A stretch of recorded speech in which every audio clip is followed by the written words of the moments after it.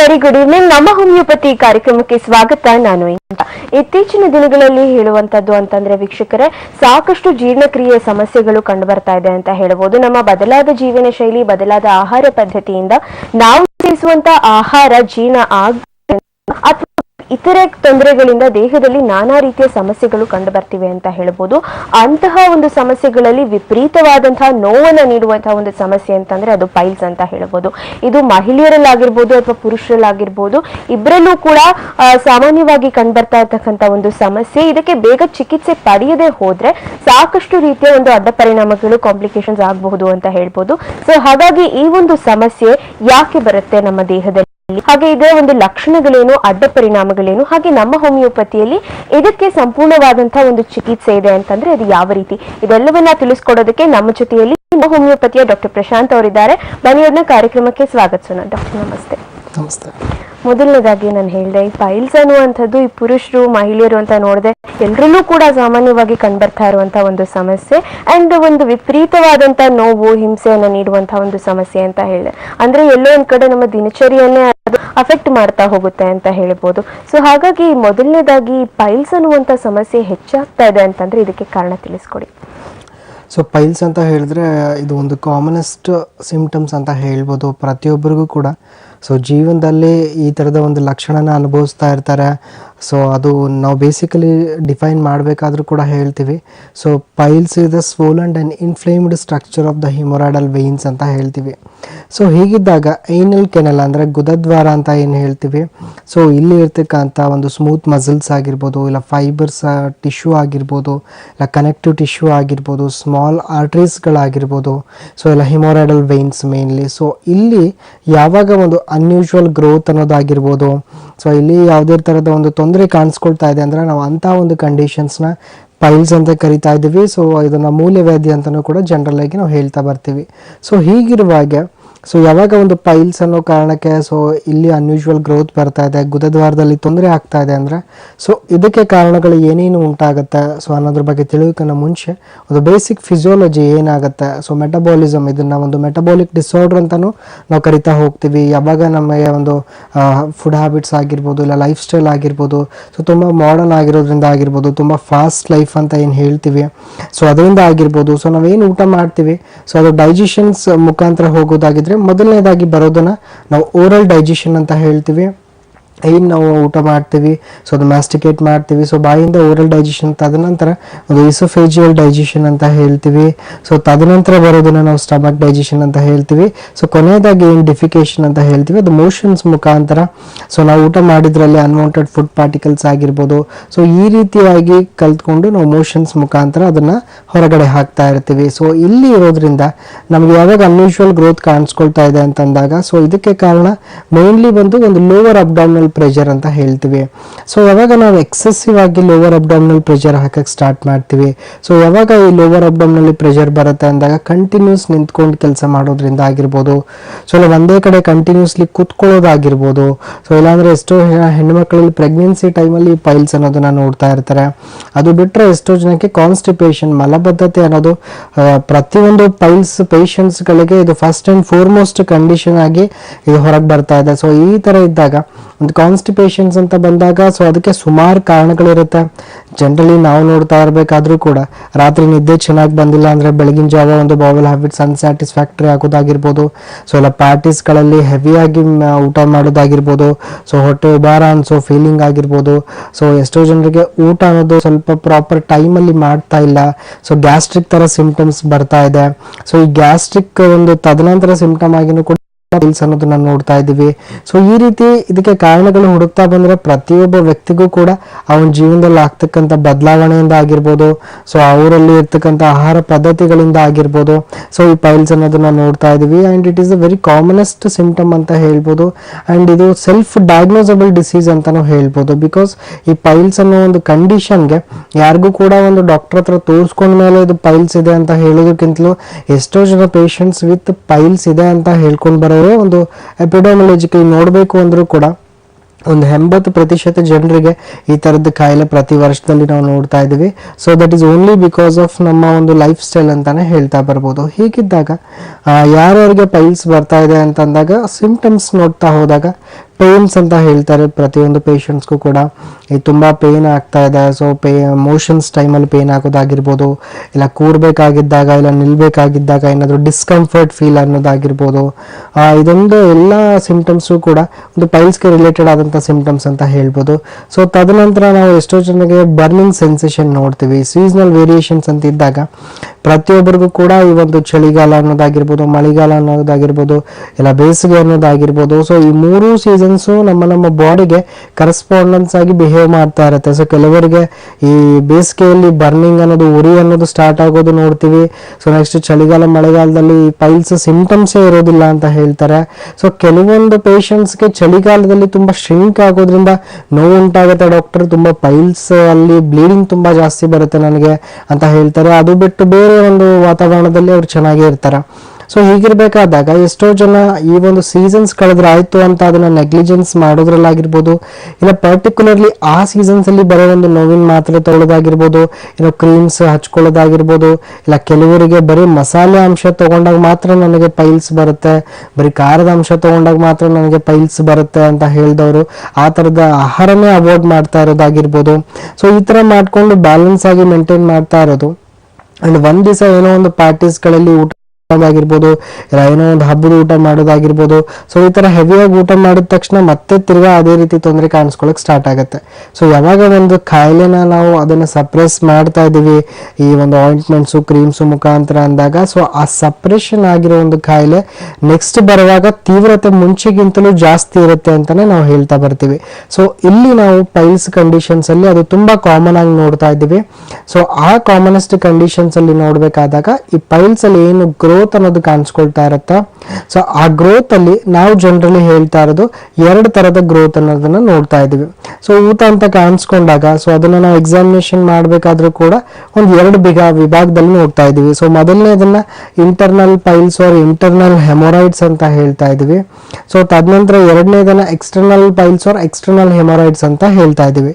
So first internal piles or internal haemorrhoids ಅಂತ ಅಂದಾಗ, these are the piles which grows inside the anal canal and which remains inside ಅಂತ ಹೇಳ್ತೀವಿ. So ಇನ್ನೊಂದು ಊತ ಅನ್ನೋದಾಗಿರ್ಬೋದು, growth ಅನ್ನೋದಾಗಿರ್ಬೋದು, so ಗುದದ್ವಾರದ ಒಳಗಡೆನೆ ಇರುತ್ತೆ. ಸೊ ಪೇಷಂಟ್ಸ್ಗೆ ಯಾವುದೇ ರೀತಿನೂ ಅದು ಜಸ್ಟ್ ಲಕ್ಷಣದ ಮುಖಾಂತರ ಕಾಣ್ತಾ ಇರುತ್ತೆ ಹೊರತು ಸೊ ಯಾವುದೇ ರೀತಿಯಿಂದ ಒಂದು ಡಾಕ್ಟರ್ಗೂ ಕೂಡ ನಮಗೆ ಎಕ್ಸಾಮಿನೇಷನ್ಸ್ ಅಲ್ಲೂ ಕೂಡ ಅಷ್ಟು ಗೊತ್ತಾಗೋದಿಲ್ಲ.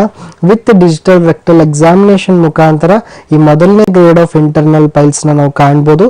ಈ ಒಂದು ಫಸ್ಟ್ ಗ್ರೇಡ್ ಅಲ್ಲಿ ಇದೆ ಇಂಟರ್ನಲ್ ಪೈಲ್ಸ್, ಬರೀ ಒಂದು ಮೊದಲನೇ ಹಂತದಲ್ಲಿದೆ ಅಂದಾಗ ನೋವು ಇರುತ್ತೆ, ಜಾಸ್ತಿ ಬ್ಲೀಡಿಂಗ್ ಇರೋದಿಲ್ಲ, ಡಿಸ್ಕಂಫರ್ಟ್ ಕೂರೋಕ್ ಆಗೋದಿಲ್ಲ, ಒಂದ್ 3-4 ನಿಮಿಷ ಯಾವುದೇ ರೀತಿ ಎದ್ದು ನಿಂತ್ಕೋಬೇಕು, ಸೊ ಪೇನ್ ಅನ್ನೋದಿರುತ್ತೆ ಅನ್ನೋದು ನಾವು first grade of internal piles ಅಲ್ಲಿ ನೋಡ್ತಾ ಬರ್ತೀವಿ. ಸೊ ತದನಂತರ ಬರೋದನ್ನ ನಾವು second grade of internal piles ಅಲ್ಲಿ ಯಾವಾಗ ಇದೇ ತರದ ಪೈಲ್ಸ್ ತುಂಬಾ ಪ್ರೊಟ್ರೂಡ್ ಆಗ್ತಾ ಬರುತ್ತೆ, ಸೊ ತುಂಬಾ ಊತ ಅನ್ನೋದು ಬರುತ್ತೆ, ಸೊ ಆ ಪ್ರೊಟ್ರೂಷನ್ ಹೊರಗಡೆ ಸ್ಕಿನ್ ಟ್ಯಾಗ್ ತರ ಪೇಷಂಟ್ಸ್ಗೆ ಕೈಗೆ ಸಿಗ್ತಾ ಇರುತ್ತೆ ಅಂತ ಅಂದಾಗ, ಸೊ ಆ ಸ್ಕಿನ್ ಟ್ಯಾಗು ಆಫ್ಟರ್ ಮೋಷನ್ಸ್ ತಾನಾಗೆ ರಿಸೀಟ್ಸ್ ಬ್ಯಾಕ್ ಆಗುತ್ತೆ ಅಂತ ಹೇಳ್ತೀವಿ. ಸೊ ಹೊರಗಡೆ ಬರ್ತಕ್ಕಂಥ ಸ್ವೆಲ್ಲಿಂಗ್ಸು, ಹೊರಗಡೆ ಬರ್ತಕ್ಕಂಥ ಒಂದು ನರಗಳ ಊತ, ಸೊ ಆಫ್ಟರ್ ಮೋಷನ್ಸ್ ಆದ್ಮೇಲೆ ತಾನೇ ವಾಪಸ್ ಹೋಗ್ತಕ್ಕಂಥದ್ದು ನಾವು 2ನೇ ಸ್ಟೇಜ್ ಅಲ್ಲಿ ನೋಡ್ತಾ ಇದೀವಿ. ಸೊ ತದನಂತರ ಬರೋದನ್ನ ನಾವು 3rd ಸ್ಟೇಜ್ ಅಂತ ಹೇಳ್ತೀವಿ, ಅದು ಇಂಟರ್ನಲ್ ಪೈಲ್ಸ್ ಅಲ್ಲಿ. ಸೊ ಈ 3rd ಸ್ಟೇಜ್ ಅಲ್ಲಿ ಇದೇ ಪ್ರೊಟ್ರೂಷನ್ ಏನಾಗುತ್ತೆ, ಬರ್ತಾ ಸೊ ಹೊರಗಡೆ ಕಾಣಿಸ್ಕೊಳ್ತಾ ಸ್ಟಾರ್ಟ್ ಆಗುತ್ತೆ. ಸೊ ಹೊರಗಡೆ ಕಾಣಿಸ್ಕೊಳ್ಳೋದು ತಾನೇ ರಿಸೀಡ್ ಆಗೋದಿಲ್ಲ, ಸೊ ಅದಕ್ಕೆ ಮೆಕ್ಯಾನಿಕಲ್ ಸಪೋರ್ಟ್ ಬೇಕಂತ ಹೇಳ್ತೀವಿ. ಸೊ ಅದಕ್ಕೆ ಕೈಯಿಂದ ಆಗಿರ್ಬೋದು, ಸೊ ಈ ರೀತಿ ಮೆಕ್ಯಾನಿಕಲ್ ಸಪೋರ್ಟ್ ಮುಖಾಂತರ ಊತ ಅನ್ನೋದನ್ನ ನಾವು ಒಳಗಡೆ ಹಾಕ್ತಿವಿ. ಸೊ ಅದಾದ್ಮೇಲೆ ಬರೋದನ್ನ ನಾವೊಂದು ಎಕ್ಸ್ಟರ್ನಲ್ ಅಂದ್ರೆ ಇಂಟರ್ನಲ್ ಪೈಲ್ಸ್ ಅಲ್ಲಿ ಫೈನಲ್ ಗ್ರೇಡ್ ಅಂತಾನು ಹೇಳ್ಬೋದು. ಸೊ ಆ ಫೈನಲ್ ಗ್ರೇಡ್ ಅಲ್ಲಿ ಇಲ್ಲ 4th ಗ್ರೇಡ್ ಅಂತ ಏನ್ ಹೇಳ್ತೀವಿ, ಸೊ ಅಲ್ಲಿ ಕಂಪ್ಲೀಟ್ ಪ್ರೊಟ್ರೂಷನ್ ಇರುತ್ತೆ. ಸೊ ಹೊರಗಡೆ ಒಂದು ಗಡ್ಡೆ ತರನು ಬರುತ್ತೆ ಎಷ್ಟೋ ಜನಕ್ಕೆ. ಸೊ ಈ ತರದ ಪೈಲ್ಸ್ಗೆ ಯಾವುದೇ ರೀತಿ ಒಂದು ಮ್ಯಾನೇಜ್ಮೆಂಟ್ ಅಂದ್ರೆ ಕನ್ಸರ್ವೇಟಿವ್ ಟ್ರೀಟ್ಮೆಂಟ್ ಅಂತ ಏನ್ ಹೇಳ್ತೀವಿ, ಸೊ ಬರೀ ಊಟ ತಿಂಡಿಯಲ್ಲಿ ಪತ್ತೆ ಮಾಡೋದಾಗಿರ್ಬೋದು, ಸೊ ಇಲ್ಲ ಯಾವುದೇ ರೀತಿಯಾಗಿ ಮೆಡಿಕೇಶನ್ಸ್ ಗಳನ್ನು ತಗೊಳ್ಳೋದಾಗಿರ್ಬೋದು, ಸೊ ಇಲ್ಲ ಏನೋ ನಾನು ಎಕ್ಸಸೈಸ್ ಮಾಡ್ಕೊಂಡು ಮೇಂಟೈನ್ ಮಾಡ್ತೀನಿ ಅನ್ನೋದಾಗಿರ್ಬೋದು. ಸೊ ಇದು ಈ ರೀತಿಯಾದ ಫೈನಲ್ ಗ್ರೇಡ್ ಆಫ್ ಪೈಲ್ಸ್ ಅಲ್ಲಿ ನಾವು ನೋಡಕ್ ಆಗೋದಿಲ್ಲ. ಇದಕ್ಕೆ ಆಪರೇಷನ್ಸೇ ಮಾಡ್ಬೇಕಾಗತ್ತೆ. ಅಂಡ್ ಆಪರೇಷನ್ ಮಾಡ್ಕೊಂಡಾಗ ಏನಾಗುತ್ತೆ, ಫೀಕಲ್ ಇನ್ಕಾಂಟಿನೆನ್ಸ್ ಅಂತ ಹೇಳ್ತೀವಿ. ಸೊ ಎಷ್ಟು ಊತ ಬಂದಿರುತ್ತೆ ಹೊರಗಡೆ, ಸೊ ಆ ಊತ ಅನ್ನೋದನ್ನ ಕಟ್ ಮಾಡೋದನ್ನ ಮಾತ್ರ ನಾವು ನೋಡ್ತೀವಿ. ಹಿಮೋರೆಕ್ಟಮಿ ಆಪರೇಷನ್ ಪ್ರೊಸೆಸ್ ಆಗಿರುತ್ತೆ. ಸೊ ಅಲ್ಲಿ ಆ ಊತ ಅನ್ನೋದು ಕಟ್ ಮಾಡಿದಾಗ ಸೊ ನರಗಳಲ್ಲಿ ಏನಾಗುತ್ತೆ, ನಮಗೆ ಕಂಟ್ರೋಲಿಂಗ್ ಪವರ್ ಅನ್ನೋದು ಹೋಗ್ಬಿಡುತ್ತೆ. ಸೊ ಇಲ್ಲಿ ಮೋಷನ್ಸ್ ಮಾಡಬೇಕು ಅಂತ ಬಂದಾಗ, ಅರ್ಜಿ ಇದ್ದಾಗ ಪ್ರತಿಯೊಬ್ಬರಿಗೂ ಕೂಡ ಒಂದು ಕಂಟ್ರೋಲಿಂಗ್ ಪವರ್ ಏನಿರುತ್ತೆ. ಸೊ ಆ ಕಂಟ್ರೋಲಿಟಿ ಅನ್ನೋದು ಆಫ್ಟರ್ ಆಪರೇಷನ್ ಯಾವುದೇ ಪೇಷಂಟ್ಸು ಕೂಡ ಮುಂಚೆ ತರ ಬರ್ತಾ ಇರೋದಿಲ್ಲ. ಸೊ ಮೋಷನ್ಸ್ ಬರ್ತಾ ಇದೆ ಅಂದಾಗ ಇಮಿಡಿಯೇಟ್ಲಿ ಪಾಸ್ ಮಾಡಬೇಕು ಅನ್ನೋ ಒಂದು ಕಂಡೀಷನ್ಸ್ ಕೂಡ ನಾವು ಪೇಷಂಟ್ಸ್ ಅಲ್ಲಿ ನೋಡ್ತಾ ಇದೀವಿ. ಸೊ ಈ ರೀತಿ ಇಂಟರ್ನಲ್ ಪೈಲ್ಸ್ ಒಂದು ಬೆಳ್ಕೊಳ್ತಾ ಹೋಗುತ್ತೆ. ಸೊ ತದನಂತರ ಏನ್ ಕಂಪ್ಲೀಟ್ ಆಗಿ ಮುಂಚೆಯಿಂದನೇ ಹೊರಗಡೆ ಗಡ್ಡೆ ತರ ಫಾರ್ಮ್ ಆಗೋದು, ಬ್ಲೀಡಿಂಗ್ ತರ ಅನ್ನೋದು, ರಕ್ತಸ್ರಾವ ಅನ್ನೋದು ಜಾಸ್ತಿ ಆಗ್ತಾ ಇದೆ. ಸೊ ನೋವು ಅನ್ನೋದು ಇಲ್ಲೇ ಇಲ್ಲ ಸರ್ ನನಗೆ, ಬಟ್ ರಕ್ತ ಮಾತ್ರ ತುಂಬಾ ಹೋಗುತ್ತೆ. ಸೊ ಅಂತಕ್ಕಂಥ ವ್ಯಕ್ತಿಗಳಾಗಿರ್ಬೋದು. ಸೊ ಎಲ್ಲ ಹೊರಗಡೆ ರಕ್ತದ ಜೊತೆಗೆ ನಮಗೆ ಆ ನರಸತೆ ಗಡ್ಡೆ ಗಡ್ಡೆ ಕಾಣಿಸ್ಕೊಳ್ತಾ ಇದೆ ಡಾಕ್ಟರ್ ಅಂತ ಹೇಳ್ತಾರೆ. ಸೊ ಅದನ್ನ ನಾವು ಎಕ್ಸ್ಟರ್ನಲ್ ಪೈಲ್ಸ್ ಅಂತಾನು ಕೂಡ ನಾವು ಹೇಳ್ಬೋದು. ಈ ರೀತಿ ಒಂದು ಇಂಟರ್ನಲ್ ಪೈಲ್ಸ್ ಎಕ್ಸ್ಟರ್ನಲ್ ಪೈಲ್ಸ್ ಅನ್ನೋ ಮುಖಾಂತರ ಸೊ ಇದರ ಲಕ್ಷಣ ಆಗಿರ್ಬೋದು ಮತ್ತೆ ಪೈಲ್ಸ್ ಅನ್ನೋದಾಗಿರ್ಬೋದು. ಸೊ ನಾವು ಕಾಮನ್ಲಿ ಈ ರೀತಿಯಾಗಿ ಒಂದು ಬ್ರೀಫ್ಲಿ ಎಕ್ಸ್ಪ್ಲೇನ್ ಮಾಡ್ಬೋದು ಅಂತಾನೆ ಹೇಳ್ಬೋದು. ಎಸ್ ಡಾಕ್ಟರ್, ಇನ್ನು ಕೆಲವೊಬ್ರು ಈ ಒಂದು ಸಮಸ್ಯೆಯನ್ನ ಡಾಕ್ಟರ್ ಹತ್ರ ಹೇಳೋಕೆ ಹಿಂಜರಿತಾ ಹೋಗ್ತಾರೆ ಅಂತ ಹೇಳಬಹುದು. ಸೊ ಆ ಒಂದು ನೆಗ್ಲಿಜೆನ್ಸಿಯಿಂದ ಕೂಡ ಇದ್ರ ಬಗ್ಗೆ ಎಫೆಕ್ಟ್ ಆಗುತ್ತಾ ಅನ್ನೋ ಬಗ್ಗೆ ಮಾತಾಡೋಣ. ಎಸ್ ವೀಕ್ಷಕರೇ, ನೋಡ್ತಾ ಇದ್ದೀರಲ್ಲ, ಇವತ್ತಿನ ನಮ್ಮ ಹೋಮಿಯೋಪತಿ ನೇರ ಪ್ರಸಾರ ಕಾರ್ಯಕ್ರಮದಲ್ಲಿ ನಾವು ಮಾತನಾಡ್ತಾ ಇದ್ದೀವಿ ಪೈಲ್ಸ್ ನ ಬಗ್ಗೆ, ಮೂಲವ್ಯಾಧಿ ಬಗ್ಗೆ. ಸೊ ನಿಮ್ಮಲ್ಲೂ ಕೂಡ ಯಾವುದೇ ರೀತಿಯಾದಂತಹ ಆರೋಗ್ಯದ ಸಮಸ್ಯೆಗಳು ಕಂಡು ಬರ್ತಾ ಇದ್ರೆ, ಯಾವುದೇ ರೀತಿಯ ಅನುಮಾನಗಳಿದ್ರೆ, ಯಾವ ಸಮಸ್ಯೆ ನನ್ನನ್ನ ಕಾಡ್ತಾ ಇದೆ ಅನ್ನುವಂಥದ್ದಿದ್ರೆ, ಅಥವಾ ಯಾವುದೇ ರೀತಿ ಮಾತ್ರೆಗಳನ್ನ ತಗೊಂಡು ಚಿಕಿತ್ಸೆಯನ್ನ ಪಡ್ಕೊಂಡ್ರು ನನ್ನ ಸಮಸ್ಯೆ ಬಗ್ಗೆ ಹರಿತಾ ಇಲ್ಲ ಇಂತ ಚಿಂತೆ ಏನಾದ್ರೂ ನಿಮಗಿದ್ರೆ ಖಂಡಿತ ನಮ್ಮ ನೇರ ಪ್ರಸಾರ ಕಾರ್ಯಕ್ರಮಕ್ಕೆ ಕರೆ ಮಾಡಬಹುದು. ನಮ್ಮ ನೇರ ಪ್ರಸಾರ ಕಾರ್ಯಕ್ರಮಕ್ಕೆ ಕರೆ ಮಾಡಬೇಕಾದಂತಹ ಸಂಖ್ಯೆ ಸ್ಕ್ರೀನ್ ಮೇಲೆ ಡಿಸ್ಪ್ಲೇ ಆಗ್ತಾ ಇದೆ. ಸೊ ನೀವು ಕೂಡ ನಮ್ಮ ಹೋಮಿಯೋಪತಿ ನೇರ ಪ್ರಸಾರ ಕಾರ್ಯಕ್ರಮಕ್ಕೆ ಕರೆ ಮಾಡಿ ನಿಮ್ಮ ಸಮಸ್ಯೆ ಏನಿದೆ ಅನ್ನೋದನ್ನ ಡಿಸ್ಕಸ್ ಮಾಡಬಹುದು. ಎಸ್ ಡಾಕ್ಟರ್, ನಾನು ಹೇಳ್ತಾ ಇದ್ದೆ ಅಂದ್ರೆ ಸಾಕಷ್ಟು ಜನರಲ್ಲಿ ಆ ಒಂದು ಸಮಸ್ಯೆ ಕಂಡು ಬರುತ್ತೆ. ಅಂದ್ರೆ ಅವ್ರು ಎಲ್ಲೋ ಹೇಳ್ಕೊಳಕ್ಕೆ ಒಂದ್ ಸ್ವಲ್ಪ ಹಿಂಜರಿಕೆ ಬರುತ್ತೆ ಅಂತ ಹೇಳ್ಬೋದು. ಸೊ ಈ ಒಂದು ಸಮಸ್ಯೆ ಯಾರ ಹತ್ರನೂ ಅಕ್ಕಪಕ್ಕದವ್ರ ಹತ್ರ ಅಥವಾ ನಮ್ಗೆ ಹತ್ತಿರ ಇರುವಂತವ್ರ ಹತ್ರ ಹೇಳ್ಕೊಳಕ್ಕೆ ಒಂದಷ್ಟು ಮುಜುಗರ ಉಂಟು ಮಾಡುತ್ತೆ ಅಂತ ಹೇಳ್ಬೋದು. ಸೊ ಅಂತವರಲ್ಲಿ ನೆಗ್ಲೆಕ್ಟ್ ಮಾಡ್ತಾ ಹೋದ್ರೆ, ಚಿಕಿತ್ಸೆ ಪಡಿದೆ ಹೋದ್ರೆ, ಸೊ ಯಾವ ರೀತಿ ಕಾಂಪ್ಲಿಕೇಶನ್ ಆಗಬಹುದು ಅಂತ? ಸೊ ಖಂಡಿತವಾಗ್ಲೂ ಇವಾಗ ಎಷ್ಟೋ ಜನ ಪೇಷಂಟ್ಸ್ ಅಲ್ಲಿ ನಾವು ನೋಡ್ತಾ ಇರೋದು, ಸೊ ಈ ತರದ ಸಿಂಪ್ಟಮ್ಸ್ ಅನ್ನೋದು ಕಾಣಿಸ್ಕೊಳ್ತಾ ಇರುತ್ತೆ. ಸೊ ಇದು ತುಂಬಾನೇ ಒಂದು ಸಮ್ಟೈಮ್ಸ್ ಏನಾಗ್ಬಿಡುತ್ತೆ, ಯಾರಿಗೂ ಹೇಳ್ಕೊಳಕ್ಕೂ ಕೂಡ ಆಗ್ತಾ ಇರೋದಿಲ್ಲ. ಸೊ ಆ ಪೈಲ್ಸ್ ಸಿಂಪ್ಟಮ್ಸ್ ಬರ್ತಾ ಇದೆ, ನಾನು ಎಕ್ಸ್ಟರ್ನಲ್ ಪೈಲ್ಸ್ ಅಲ್ಲಿ ಎಕ್ಸ್ಪ್ಲೇನ್ ಮಾಡೋ ಹಾಗೆ ಬ್ಲೀಡಿಂಗ್ ಇರುತ್ತೆ ಬಟ್ ಪೇನ್ ಅನ್ನೋದಿರೋದಿಲ್ಲ. ಸೊ ಪೇನೇ ಇಲ್ಲ ಅಂದಮೇಲೆ ಟ್ರೀಟ್ಮೆಂಟು ತಗೊಳ್ಳೋದಿಲ್ಲ. ಸೊ ಈ ರೀತಿ ಸೊ ಆ ಟ್ರೀಟ್ಮೆಂಟ್ ತಗೊಳ್ದೆ ಬಿಡ್ತಾ ಇದ್ದಾಗ ಎಷ್ಟೋ ಜನಕ್ಕೆ ರಕ್ತಸ್ರಾವ ಅನ್ನೋದು ತುಂಬಾ ಆಗಿ ಅನಮಿಯಾ ಅಂತಕ್ಕಂಥ ಕಂಡೀಷನ್ಸ್ಗೂ ಕೂಡ ಹೋಗೋದನ್ನ ನೋಡ್ತಾ ಇದೀವಿ.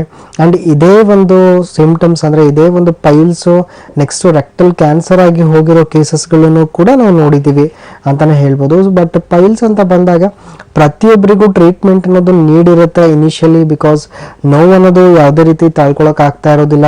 ಅಂಡ್ ಎಷ್ಟೋ ಜನರಿಗೆ ಏನಾಗುತ್ತೆ, ಸೊ ಅದು ಎಷ್ಟು ಅಕ್ವರ್ಡ್ ಅನ್ಸಿದ್ರು ಕೂಡ ಅಂಡ್ ಎಷ್ಟು ಪೇನ್ ಇದ್ರೂ ಕೂಡ ಯಾರಿಗೂ ಹೇಳ್ಕೊಳ್ಳೋದಿಲ್ಲ. ಈವನ್ ಡಾಕ್ಟರ್ ಹತ್ರನೂ ಬಂದು ಕನ್ಸಲ್ಟ್ ಆಗ್ತಾ ಇರೋದಿಲ್ಲ. ಸೊ ಇದನ್ನೆಲ್ಲ ಏನಾಗುತ್ತೆ, ಸಿಂಪ್ಟಮ್ಸ್ ಅನ್ನೋದು ನಮಗೆ ಜಾಸ್ತಿ ಆಗ್ತಾ ಹೋಗುತ್ತೆ, ಅದ್ರ ಜೊತೆಗೆ ಕಾಂಪ್ಲಿಕೇಶನ್ಸು ಬೆಳ್ಕೊಳ್ತಾ ಹೋಗುತ್ತೆ. ಸೊ ಅದು ಪೇನ್ ಅಂತ ಕಾಣಿಸ್ಕೊಂಡಾಗ ಅದಕ್ಕೆ ತಕ್ಕಂತೆ ಟ್ರೀಟ್ಮೆಂಟ್ ಅನ್ನೋದಾಗಿರ್ಬೋದು, ಸೊ ಅದಕ್ಕೆ ತಕ್ಕಂತೆ ಏನು ನಾವು ಡಯಟ್ ಅನ್ನೋದು ಮಾಡೋದಾಗಿರ್ಬೋದು, ಅದು ಮಾಡ್ಕೊಂಡಾಗ ಯಾರಿಗೂ ತೊಂದರೆ ಇರೋದಿಲ್ಲ. ಅದು ಯಾವುದೇ ಒಂದು ವಯಸ್ಕರಲ್ಲಿ ಆಗಿರ್ಬೋದು. ಸೊ ಒಂದು ಸಿಂಪ್ಟಮ್ಸ್ ಅನ್ನೋದು ಕಾಣಿಸ್ಕೊಳ್ತಾ ಇದೆ ಅಂತಂದಾಗ ಅದು ಮೋಷನ್ಸ್ ಅಲ್ಲಿ ತೊಂದರೆ ಅನ್ನೋದಾಗಿರ್ಬೋದು. ಅಂಡ್ ಎಷ್ಟೋ ಜನ ಹೇಳ್ದಂಗೆ ಸೊ ಇವಾಗ 2-3 ಟೈಮ್ಸ್ ಮೋಷನ್ಸ್ ಮಾಡ್ತಾ ಇರ್ತಾರೆ ಪರ್ ಡೇ. ಸೊ 2-3 ಟೈಮ್ಸ್ ಮಾಡ್ಬೇಕನ್ಸಿದ್ರು ಕೂಡ ಸೊ ಯಾರಿಗೂ ಕೂಡ ಒಂದು ಸ್ಯಾಟಿಸ್ಫ್ಯಾಕ್ಟರಿ ಸ್ಟೂಲ್ಸ್ ಅನ್ನೋದು ಇರೋದಿಲ್ಲ. ಸೊ ಅನ್ಸ್ಯಾಟಿಸ್ಫೈ ಆಗ್ತಾ ಇರುತ್ತೆ. ಸೊ ಪೇಷಂಟ್ಸ್ ಹೇಳ್ತಾ ಇರ್ತಾರೆ, ಸೊ ಪ್ರಾಪರ್ ಆಗಿ ಕಂಫರ್ಟ್ ಲೆವೆಲ್ ಅನ್ನೋದು ಮೋಷನ್ಸ್ ಅಲ್ಲಿ ಬರ್ತಾ ಇಲ್ಲ ಡಾಕ್ಟರ್ ಅಂತ ಹೇಳ್ತಾರೆ. ಅಂಡ್ ಈ ರೀತಿ ನೋಡ್ಬೇಕಾದಾಗ ಎಷ್ಟೋ ಜನರಿಗೆ ಗ್ಯಾಸ್ಟ್ರಿಕ್ ಅನ್ನೋ ಸಿಂಪ್ಟಮ್ಸ್ ಇದ್ದಾಗ್ಲೂ ಕೂಡ ಒಂದು ಆಲ್ಟರ್ನೇಟಿವ್ ಆಗ್ಲಿ ಈ ರೀತಿಯಾದ ಕಂಡೀಷನ್ಸ್ ಗಳನ್ನ ನೋಡ್ತಾ ಇದೀವಿ. ಅಂಡ್ ಇದ್ರ ಜೊತೆಗೆ ಎಷ್ಟೋ ಜನಕ್ಕೆ ನಾವೇನ್ ಹೇಳ್ತಾ ಇದೀವಿ, ಸೊ ಗ್ಯಾಸ್ಟ್ರಿಕ್ ಇದ್ದವ್ರಿಗೂ ಕೂಡ ಇವಾಗ ಬ್ಯಾಡ್ ಇರೆಕ್ಟೇಷನ್ಸ್ ತೇಗ್ ಬರೋದಾಗಿರ್ಬೋದು, ಹೊಟ್ಟೆ ಉಬ್ಬಾರ ಅನ್ಸೋದಾಗಿರ್ಬೋದು. ಸೊ ಅಂತವ್ರಿಗೆ ಎಷ್ಟೋ ಜನಕ್ಕೆ ಕಾನ್ಸ್ಟಿಪೇಷನ್ ಅಂತ ಕಂಡೀಷನ್ಸ್ ನೋಡ್ತಾ ಇದೀವಿ. ಸೊ ಈ ರೀತಿಯಿಂದ ಕಾನ್ಸ್ಟಿಪೇಷನ್ ಇದ್ದವರು ಸೊ ಮೋಷನ್ಸ್ ಯಾವುದೇ ರೀತಿಯಾಗಿ ಅವರಿಗೆ ಅರ್ಜಿ ಅನ್ನೋದು ಬಂದಿಲ್ಲ ಅಂದ್ರೂ ಕೂಡ ಸೊ ಅವರು ಮೋಷನ್ಸ್ಗೆ ಹೋಗೋದು ಒಂದು ಡೈಲಿ ಹ್ಯಾಬಿಟ್ಸ್ ತರ ರುಟೀನ್ ಆಗಿ ಅದನ್ನ ದಿವಸ ಪ್ರಾಕ್ಟೀಸ್ ಆಗಿರುತ್ತೆ. ಸೊ ಅಲ್ಲಿ ಎಷ್ಟೋ ಜನ ಕಾನ್ಸ್ಟಿಪೇಷನ್ ಟೈಮಲ್ಲಿ ಈ 15 to 20 minutes ಮೋರ್ ಟೈಮ್ ಯಾರು ಸ್ಪೆಂಡ್ ಮಾಡ್ತಾರೆ ಪರ್ ಡೇ, ಸೊ ಅಂಥವ್ರಿಗೆ ಆ ಪ್ರೆಷರ್ ಜಾಸ್ತಿಯಾಗಿ ಊತ ಅನ್ನೋದು ಜಾಸ್ತಿ ಕಾಣಿಸ್ಕೊಳ್ಳೋಕ್ಕೆ ನಾವು ನೋಡ್ತಾ ಇದ್ದೀವಿ. ಸೊ ಇಲ್ಲಿ ಏನಾಗುತ್ತೆ, ಸೊ ಕಂಟಿನ್ಯೂಸ್ಲಿ ಸ್ವೆಲ್ಲಿಂಗ್ಸ್ ಅನ್ನೋದಾಗಿರ್ಬೋದು, ಸೊ ಕಂಟಿನ್ಯೂಸ್ಲಿ ಪ್ರೆಷರ್ಸ್ ಅನ್ನೋದಾಗಿರ್ಬೋದು ಯಾರಿಗೆ ಜಾಸ್ತಿ ಆಗುತ್ತೆ, ಆ ಊತ ಬರ್ತಾ ಬರ್ತಾ ರಪ್ಚರ್ ಆಗಿ ಬ್ಲೀಡಿಂಗ್ ಕೂಡ ಆಗ್ತಾ ಹೋಗುತ್ತೆ. ಸೊ ಇಲ್ಲಿ ಕಾನ್ಸ್ಟಿಪೇಷನ್ಸ್ ಅನ್ನೋ ಕಂಡೀಷನ್ಸ್ ಹೇಗೆ ನಮಗೆ ಕಾಂಪ್ಲಿಕೇಟ್ ಮಾಡುತ್ತೆ ಅನ್ನೋದ್ರ ಬಗ್ಗೆ ನಾವು ನೋಡ್ಬೋದು. ಅದೇ ರೀತಿಯಾಗಿ ಎಷ್ಟೋ ಜನ ಅವ್ರ ಕೆಲಸನೇ ಏನಾಗಿರುತ್ತೆ, ಸೊ ನಿಂತ್ಕೊಂಡು ಮಾಡೋ ಕೆಲಸ ಆಗಿರ್ಬೋದು, ಇಲ್ಲ ಯಾವುದೋ ರೀತಿ IT BT ಸೆಂಟರ್ಸ್ ಅಲ್ಲಿ ಆಗಿರ್ಬೋದು, ಸೊ ಇಲ್ಲ ಕಂಟಿನ್ಯೂಸ್ಲಿ ಕುತ್ಕೊಂಡು ಕೆಲಸ ಮಾಡೋದು 7 to 8 hours ಆಗಿರ್ಬೋದು, ಅವ್ರಿಗೆ ಅವ್ರ ಕೆಲಸನೇ ಆ ಥರ ಇರುತ್ತೆ. ಸೊ ಅಲ್ಲಿ ಕುತ್ಕೊಂಡು ಕೆಲಸ ಮಾಡಿರೋ ಪ್ರತಿಯೊಬ್ಬರಿಗೂ ಕೂಡ ಈ ಥರದ ಕಂಡೀಷನ್ಸ್ ಇದೆ ಅಂತ ಹೇಳೋದಕ್ಕೆ ಬರೋದಿಲ್ಲ.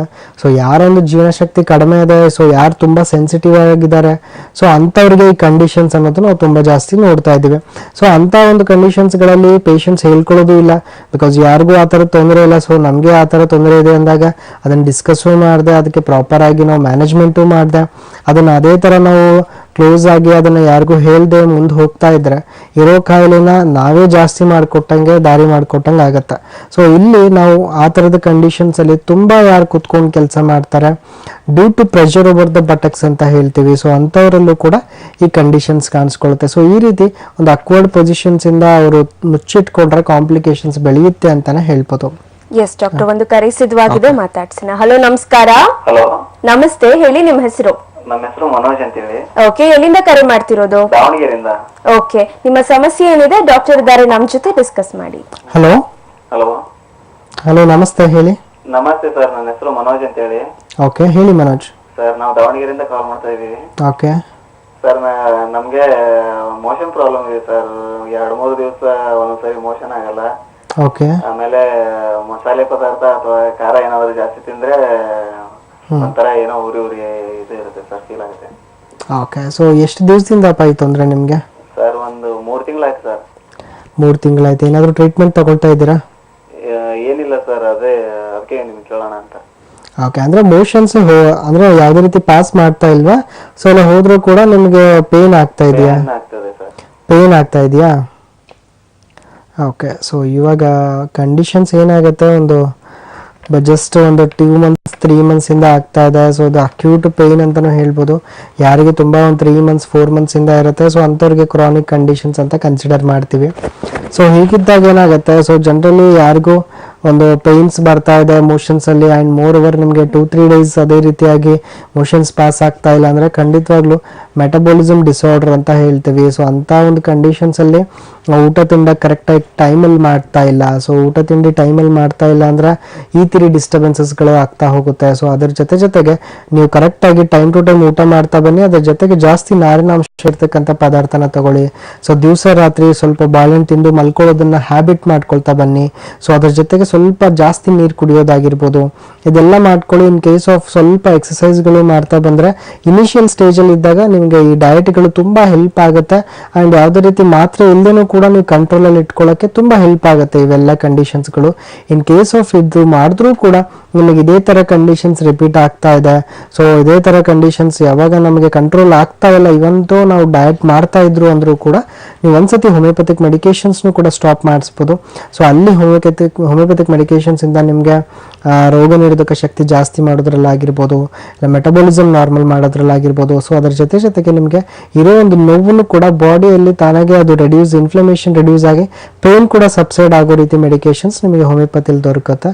ಒಂದ್ಸತಿ ಬಂದು ಕನ್ಸಲ್ಟ್ ಆದರೆ ಎಕ್ಸಾಕ್ಟಾಗಿ ನಿಮ್ಮ ಕಂಡೀಷನ್ ಏನಿದೆ, ನಿಮ್ಗೆ ಯಾವ ರೀತಿಯಾದ ಮೆಡಿಕೇಶನ್ಸ್ ನೀಡಿದೆ ಅನ್ನೋದ್ರ ಬಗ್ಗೆನೂ ನೀವು ತಿಳ್ಕೊಬೋದು. ಒಂದ್ಸತಿ ಬಂದು ಕನ್ಸಲ್ಟ್ ಆಗಿ ಖಂಡಿತವಾಗ್ಲೂ ನಿಮಗೆ ಒಂದು ಪರ್ಮನೆಂಟ್ ಸೊಲ್ಯೂಷನ್ಸ್ ಕೊಡೋದ್ರಲ್ಲಿ ಹೆಲ್ಪ್ ಆಗುತ್ತೆ. ಓಕೆ, ಎಸ್, ಕರೆ ಮಾಡಿದ್ದಕ್ಕೆ ಧನ್ಯವಾದಗಳು. ಮತ್ತೊಂದು ಕರೆ ಸಿದ್ಧವಾಗಿದೆ. ಹಲೋ, ನಮಸ್ಕಾರ. ನಮಸ್ತೆ ಮೇಡಮ್. ನಮಸ್ತೆ, ನಿಮ್ಮ ಹೆಸರು? ನಿಖಿಲ್ ಅಂತ. ಓಕೆ, ಎಲ್ಲಿಂದ ಕರೆ ಮಾಡ್ತಿರೋದು? ಮೈಸೂರು. ಓಕೆ, ನಿಮ್ಮ ಸಮಸ್ಯೆ ಏನಿದೆ ಡಾಕ್ಟರ್ ಪ್ರಶಾಂತ್ ಅವರು ಇದ್ದಾರೆ ನಮ್ಮ ಜೊತೆ, ಕೇಳಿ. ಹಲೋ ಡಾಕ್ಟರ್, ನಮಸ್ತೆ. ನಮಸ್ಕಾರ, ಹೇಳಿ. ಡಾಕ್ಟರ್, ಆಕ್ಚುಲಿ ನಮ್ದು ಚಿಕ್ಕಪ್ಪ ಒಬ್ಬರಿಗೆ ಓಕೆ ಪೈಲ್ಸ್ ಪ್ರಾಬ್ಲಮ್ ಇತ್ತು. ಓಕೆ, ಅಲೋಪತಿಕ್ ಮೆಡಿಸಿನ್ ತಗೋತಾ ಇದ್ದೇವೆ, ಆದ್ರೂ ಕಡಿಮೆ ಆಗಿಲ್ಲ ಅಂತ ಹೇಳ್ತಾ ಇದ್ದಾರೆ. ಸೊ ಏನ್ ಮಾಡೋದು ಅಂತ ಗೊತ್ತಾಗ್ತಾ ಇಲ್ಲ. ಓಕೆ, ಸೊ ಅವ್ರದ್ದು ವಯಸ್ಸು ಎಷ್ಟು? ವಯಸ್ಸು 45 years. 45 years. ಏನ್ ಕೆಲಸ ಮಾಡ್ತಾ ಇರೋದು? ಅವರು ಆಕ್ಚುಲಿ ಇದಕ್ಕೆಲ್ಲ ಅಂದ್ರೆ ಪೌರೋಹಿತ್ಯ ಕೆಲಸ ಮಾಡ್ತಾರೆ. ಓಕೆ, ಏನಾದರೂ ತುಂಬ ಬ್ಲೀಡಿಂಗ್ ಆಗೋದು ಅಂದರೆ ರಕ್ತ ಹೋಗೋದು ಆ ಥರ ಆಗುತ್ತಾ? ಅಂದ್ರೆ ಆ ರೀತಿ ಆಗ್ತದೆ ಅಂತ ಹೇಳ್ತಾರೆ, ಬಟ್ ಓಕೆ. ಸೊ ಯೂಶ್ವಲಿ ಏನಾಗುತ್ತೆ ಅವರಿಗೆ ಫಸ್ಟು ಪ್ರಾಪರಾಗಿ ಸಿಮ್ಟಮ್ಸ್ನ ತೊಗೋಬೇಕಾಗತ್ತೆ. ಅಂದರೆ ಈ ಪೈಲ್ಸಲ್ಲೂ ನಾನು ಇಷ್ಟೊತ್ತು ಹೇಳ್ತಾ ಇದ್ದೆ, ನೀವು ಕಾರ್ಯಕ್ರಮ ನೋಡ್ತಾ ಇದ್ರೆ ಗೊತ್ತಾಗುತ್ತೆ ಯಾರಿಗೆ ನೋವಿರುತ್ತೆ ಅಂದರೆ ಯಾವ ಒಂದು ಗ್ರೇಡಲ್ಲಿದೆ ಅವ್ರ ತೊಂದರೆ. ಸೊ ಯಾರಿಗೆ ರಕ್ತಸ್ರಾವ ಆಗ್ತಾ ಇದೆ ಅಂದರೆ ಅವ್ರದ್ದು ಯಾವ ಗ್ರೇಡಲ್ಲಿದೆ. ಸೊ ಈ ಗ್ರೇಡ್ಸ್ಗಳು ತುಂಬ ಇಂಪಾರ್ಟೆಂಟ್ ಆಗಿರುತ್ತೆ ಒಂದು ಪೈಲ್ಸ್ಗೆ ಟ್ರೀಟ್ಮೆಂಟ್ ಕೊಡಬೇಕಾಗಿದ್ದಾಗ. ಆ್ಯಂಡ್ ಅವ್ರು ಏನು ಮೆಡಿಸಿನ್ಸ್ ತಗೋತಾ ಇದ್ದಾರೆ ಬೇರೆ ಸಿಸ್ಟಮ್ ಆಫ್ ಮೆಡಿಸಿನ್ಸಲ್ಲಿ ಅದು ಜಸ್ಟ್ ಪೇಯ್ನ್ಗಿರುತ್ತೆ. ಸೊ ಆ ಒಂದು ಗ್ರೇಡಿಂದ ಉಂಟಾಗ್ತಕ್ಕಂಥ ಪೇಯ್ನ್ಗೆ ಆ ಪೇಯ್ನ್ ಕಿಲ್ಲರ್ಸ್ಗಳು ತೊಗೊಂಡ್ರೆ ಅದು ಪೇಯ್ನ್ ಅನ್ನೋದು ಜಸ್ಟ್ 8ರಿಂದ 10 ಗಂಟೆ ಮುಂದೆ ಹೋಗೋದು. ಇಲ್ಲ ಕೆಲವೊಬ್ಬರಿಗೆ ಸ್ವಲ್ಪ ಸ್ಟ್ರಾಂಗ್ ಆಗಿದ್ರು ಅಂದರೆ ಅವರಿಗೆ 1 ತಿಂಗಳು ಮುಂದೆ ಹೋಗುತ್ತೆ, 2 ತಿಂಗಳು ಮುಂದೆ ಹೋಗುತ್ತೆ ಪೇಯ್ನ್ ಅನ್ನೋದು. ಮತ್ತೆ ತಿರ್ಗಾ ಮಸಾಲೆ ಖಾರ ಅಂಶ ತಗೊಂಡಾಗ ಉರಿ ಅನ್ನೋದು ಸ್ಟಾರ್ಟ್ ಆಗೋದು, ಇವೆಲ್ಲ ತಿರ್ಗಾ ಕಾಣಿಸ್ಕೊಂಡು ಹೋಗ್ಬಿಡುತ್ತೆ. ಸೊ ಅದಕ್ಕೋಸ್ಕರ ಹೋಮಿಯೋಪತಿಕ್ ಮೆಡಿಕೇಶನ್ಸ್ ಡೆಫಿನೆಟ್ಲಿ ಹೆಲ್ಪ್ ಆಗುತ್ತೆ. ಅದಕ್ಕಿಂತ ಮುಂಚೆ ಸಿಂಪ್ಟಮ್ ಅನಾಲಿಸಿಸ್ ತುಂಬ ಇಂಪಾರ್ಟೆಂಟ್ ಆಗಿರುತ್ತೆ. ಸೊ ಅವ್ರ ಸಿಂಪ್ಟಮ್ಸ್ ಬಗ್ಗೆ ತಿಳ್ಕೊಂಡು ಅದಕ್ಕೆ ತಕ್ಕಂತೆ ಮೆಡಿಕೇಶನ್ಸ್ನ ನಾವು ಹೋಮಿಯೋಪತಿಲಿ ಕೊಡ್ತಾ ಬರ್ತೀವಿ. ಒಂದ್ಸತಿ ಬಂದು ಅವರಿಗೆ ಕನ್ಸಲ್ಟ್ ಆಗಕ್ಕೆ ಹೇಳಿದ್ರೆ ಖಂಡಿತವಾಗ್ಲೂ ಅವರಿಗೆ ಯಾವ ಥರದ ಗ್ರೇಡ್ ಆಫ್ ಪೈಲ್ಸ್ ಇದೆ, ಅವರಿಗೆ ಎಷ್ಟು ಹೆಲ್ಪ್ ಆಗುತ್ತೆ ನಮ್ಮ ಮೆಡಿಸಿನ್ಸಿಂದ. ಸೊ ಅದೆಲ್ಲದನ್ನು ತಿಳಿಸ್ಕೊಟ್ಟು ಮೆಡಿಸಿನ್ ಸ್ಟಾರ್ಟ್ ಮಾಡ್ಕೊಳ್ಳೋ ಅನುಕೂಲ ಆಗುತ್ತೆ. ಓಕೆ, ಕರೆ ಮಾಡಿದ್ದಕ್ಕೆ ಧನ್ಯವಾದಗಳು. ನಿಮಗೆ ಹೆಚ್ಚಿನ ಮಾಹಿತಿ ಬೇಕಾದಲ್ಲಿ ಸ್ಕ್ರೀನ್ ಮೇಲೆ ಕಾಣ್ತಾ ಇರುವಂತ ನಂಬರ್ಗೆ ನೀವು ಕರೆ ಮಾಡಬಹುದು. ನಮ್ಮ ಹೋಮಿಯೋಪತಿ ಅಡ್ವಾನ್ಸ್ ಹೆಲ್ತ್ ಕೇರ್ ನಲ್ಲಿ ನಿಮಗೆ ಯಾವುದೇ ರೀತಿ ಸಮಸ್ಯೆ ಇದ್ರೂ ಕೂಡ ಆ ಸಮಸ್ಯೆಯನ್ನ ಬುಡದಿಂದ ಕಿತ್ತಾಕುವಂತ ಒಂದು ಪರಿಹಾರ ಸಿಗುತ್ತೆ ಅಂತ ಹೇಳ್ಬೋದು. ಹಾಗೆ ನಮ್ಮ ಹೋಮಿಯೋಪತಿ ಶಾಖೆ ದಾವಣಗೆರೆ, ಬೆಂಗಳೂರು, ಮೈಸೂರು, ಹುಬ್ಳಿ, ಕಲಬುರಗಿ ಹಾಗೆ ಇತ್ತೀಚೆಗೆ ಶಿವಮೊಗ್ಗದಲ್ಲಿ ಕೂಡ ಓಪನ್ ಆಗಿದೆ. ಸೊ ನಿಮಗೆ ಹತ್ತಿರವಿರುವಂತಹ ಶಾಖೆಗೆ ನೀವು ಹೋಗಿ ಭೇಟಿ ನೀಡಬಹುದು. ಸೊ ಯಾವುದೇ ರೀತಿಯ ಸಮಸ್ಯೆಗಳಿದ್ರೂ ಕೂಡ ನೀವಲ್ಲಿ ಸಂಪೂರ್ಣವಾದ ಪರಿಹಾರವನ್ನ ಕಂಡುಕೊಳ್ಬಹುದು. ಎಸ್ ಡಾಕ್ಟರ್, ನೀವು ಹೇಳ್ತಾ ಇದ್ರಿ ಯಾವ ರೀತಿ ಲಕ್ಷಣಗಳು ಕಂಡು ಬರುತ್ತೆ, ನೆಗ್ಲೆಕ್ಟ್ ಮಾಡಿದ್ರೆ ಯಾವ ರೀತಿ ಅದಕ್ಕೆ ಪ್ರಾಬ್ಲಮ್ಸ್ ಹೆಚ್ಚಾಗ್ತಾ ಹೋಗುತ್ತೆ ಅಂತ ಹೇಳ್ಬಿಟ್ಟು. ಇನ್ನು ಈ ಸಮಸ್ಯೆ ಪೈಲ್ಸ್ ಸಮಸ್ಯೆ ಅಂತ ಬಂದಾಗ ಪ್ರೆಗ್ನೆನ್ಸಿ ಟೈಮಲ್ಲಿ ಕೂಡ ಈ ಸಮಸ್ಯೆ ಕಂಡು ಬರ್ಬೋದು ಅಂತ ನೀವು ಹೇಳಿದ್ರಿ. ಸೊ ಆ ಒಂದು ಸಮಯದಲ್ಲಿ ಸಾಕಷ್ಟು ರೀತಿಯ ತೊಂದರೆಗಳು ಆಲ್ರೆಡಿ ಉಂಟಾಗ್ತಾ ಇರುತ್ತೆ ಅಂತ ಹೇಳ್ಬೋದು. ವಾಂತಿ ಆಗೋದಾಗಿರ್ಬೋದು ಅಥವಾ ವಿಪರೀತವಾದಂತಹ ಸುಸ್ತಾಗೋದಾಗಿರ್ಬೋದು, ಊಟ ಸೇರದೆ ಇರೋದಾಗಿರ್ಬೋದು, ಈ ರೀತಿ. ಸೊ ಇದರ ಜೊತೆ ಪೈಲ್ ಸಮಸ್ಯೆ ಕೂಡ ಕಂಡು ಬಂದ್ರೆ ಈ ವಿಪರೀತವಾದ ನೋವಾಗಿರ್ಬೋದು ಅಥವಾ ಬ್ಲೀಡಿಂಗ್ ಆಗಿರ್ಬೋದು, ಈ ಸಮಸ್ಯೆ ಕೂಡ ಕಂಡು ಬಂದ್ರೆ ತುಂಬಾ ಕಷ್ಟ ಆಗುತ್ತೆ ಅಂತಾನೆ ಹೇಳ್ಬೋದು. ಸೊ ಪ್ರೆಗ್ನೆನ್ಸಿ ಟೈಮಲ್ಲಿ ಈ ಸಮಸ್ಯೆ ಕಂಡು ಬರುತ್ತೆ ಅನ್ನೋದಾದ್ರೆ ಯಾಕೆ, ಅದಕ್ಕೆ ಹೋಮಿಯೋಪತಿಯಲ್ಲಿ ಯಾವ ರೀತಿ ಪರಿಹಾರ ಕಂಡುಕೊಳ್ಬಹುದು ಅಂತ?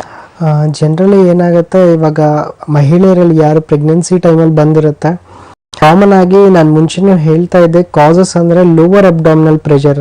ಸೊ ಯಾರಿಗೆ ತುಂಬ ಪ್ರೆಷರ್ ಇರುತ್ತೆ ಸೊ ಲೋವರ್ ಅಬ್ಡಾಮಿನಲ್ಗಳಲ್ಲಿ ಅಂತಂದಾಗ ಈ ಪ್ರೆಗ್ನೆನ್ಸಿ ಟೈಮಲ್ಲಿ ಅಫ್ಕೋರ್ಸ್ ಪ್ರೆಷರ್ ಅನ್ನೋದು ಜಾಸ್ತಿ ಆಗುತ್ತೆ. ಸೊ ಅದರಿಂದ ತುಂಬ ಪ್ರತಿಶತ ಮಹಿಳೆಯರಲ್ಲಿ ನಾವು ಪ್ರೆಗ್ನೆನ್ಸಿ ಟೈಮಲ್ಲಿ ಪೈಲ್ಸ್ ಅನ್ನೋದನ್ನ ನೋಡ್ತಾ ಇದ್ದೀವಿ.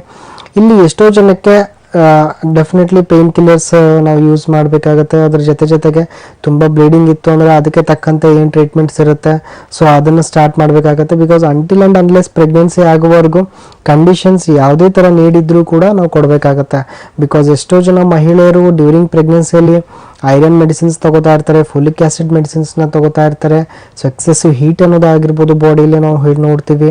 ಸೊ ಇದೆಲ್ಲನೂ ಕೂಡ ಇದ್ರೂ ಆ ಪೈಲ್ಸ್ ಅನ್ನೋ ಕಂಡೀಷನ್ಸ್ ಇತ್ತು ಅಂದರೆ ತುಂಬಾ ಕ್ರಿಟಿಕಲ್ ಆಗಿರುತ್ತೆ. ಬಿಕಾಸ್ ಅಲ್ಲಿ ಟ್ರೀಟ್ಮೆಂಟ್ ಅವಶ್ಯಕತೆ ಇದ್ದೇ ಇರುತ್ತೆ, ಅದ್ರ ಜೊತೆಗೆ ಡಯಟ್ ಅವಶ್ಯಕತೆ ಕೂಡ ಇದ್ದೇ ಇರುತ್ತೆ.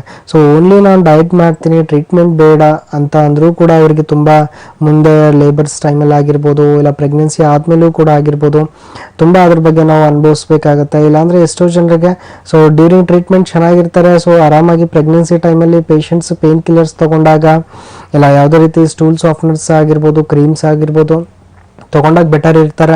ಸೊ ಆಮೇಲೆ ಈವನ್ ಆಫ್ಟರ್ ಡೆಲಿವರಿ ಆದಮೇಲೂ ಕೂಡ ಈ ಕಂಡೀಷನ್ಸ್ ಡೆವಲಪ್ ಆಗ್ತಾ ಬರುತ್ತೆ.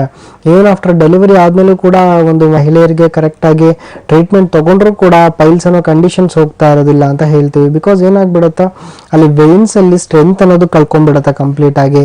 ಸೊ ಅದು ಬ್ಲೀಡಿಂಗಿಂದ ಆಗಿರ್ಬೋದು, ಎಕ್ಸೆಸಿವ್ ಪ್ರೆಷರ್ಸಿಂದ ಆಗಿರ್ಬೋದು, ಅದು ವೇನ್ಸಲ್ಲಿ ಇಲಾಸ್ಟಿಸಿಟಿ ಹೋಗ್ಬಿಟ್ಟಿದೆ ಅಂತಂದಾಗ ಆ ನರಗಳು ಉಬ್ಬಿ ಹೊರಗಡೆ ಪ್ರೊಟ್ರೂಡ್ ಆಗ್ತಾ ಬರುತ್ತೆ. ಸೊ ಯಾವಾಗ ಹೊರಗಡೆ ಪ್ರೊಟ್ರೂಡ್ ಆಗುತ್ತೆ ಈ ಒಂದು ಕಂಡೀಷನ್ಸ್ ಅಲ್ಲಿ, ಸೊ ಅಂಥವರಿಗೆ ಎಷ್ಟೋ ಜನ ಸೊ ಇವನ್ ಹೊರಗಡೆನೆ ಪ್ರೊಟ್ರೂಡ್ ಆಗ್ತಾ ಇದೆ. ಸೊ ಯಾವುದೇ ರೀತಿಯಿಂದ ಇವನ್ ಮೆಕ್ಯಾನಿಕಲ್ ಸಪೋರ್ಟ್ ಇಂದನೂ ಕೂಡ ಸೊ ಅದು ಇನ್ನರ್ ಸೈಡ್ಗೆ ಹೋಗ್ತಾ ಇಲ್ಲ ಅಂತಂದಾಗ ಆಪರೇಷನ್ಸ್ಗೆ ಒಳಗಾಗೋದನ್ನ ನೋಡ್ತಾ ಇದೀವಿ.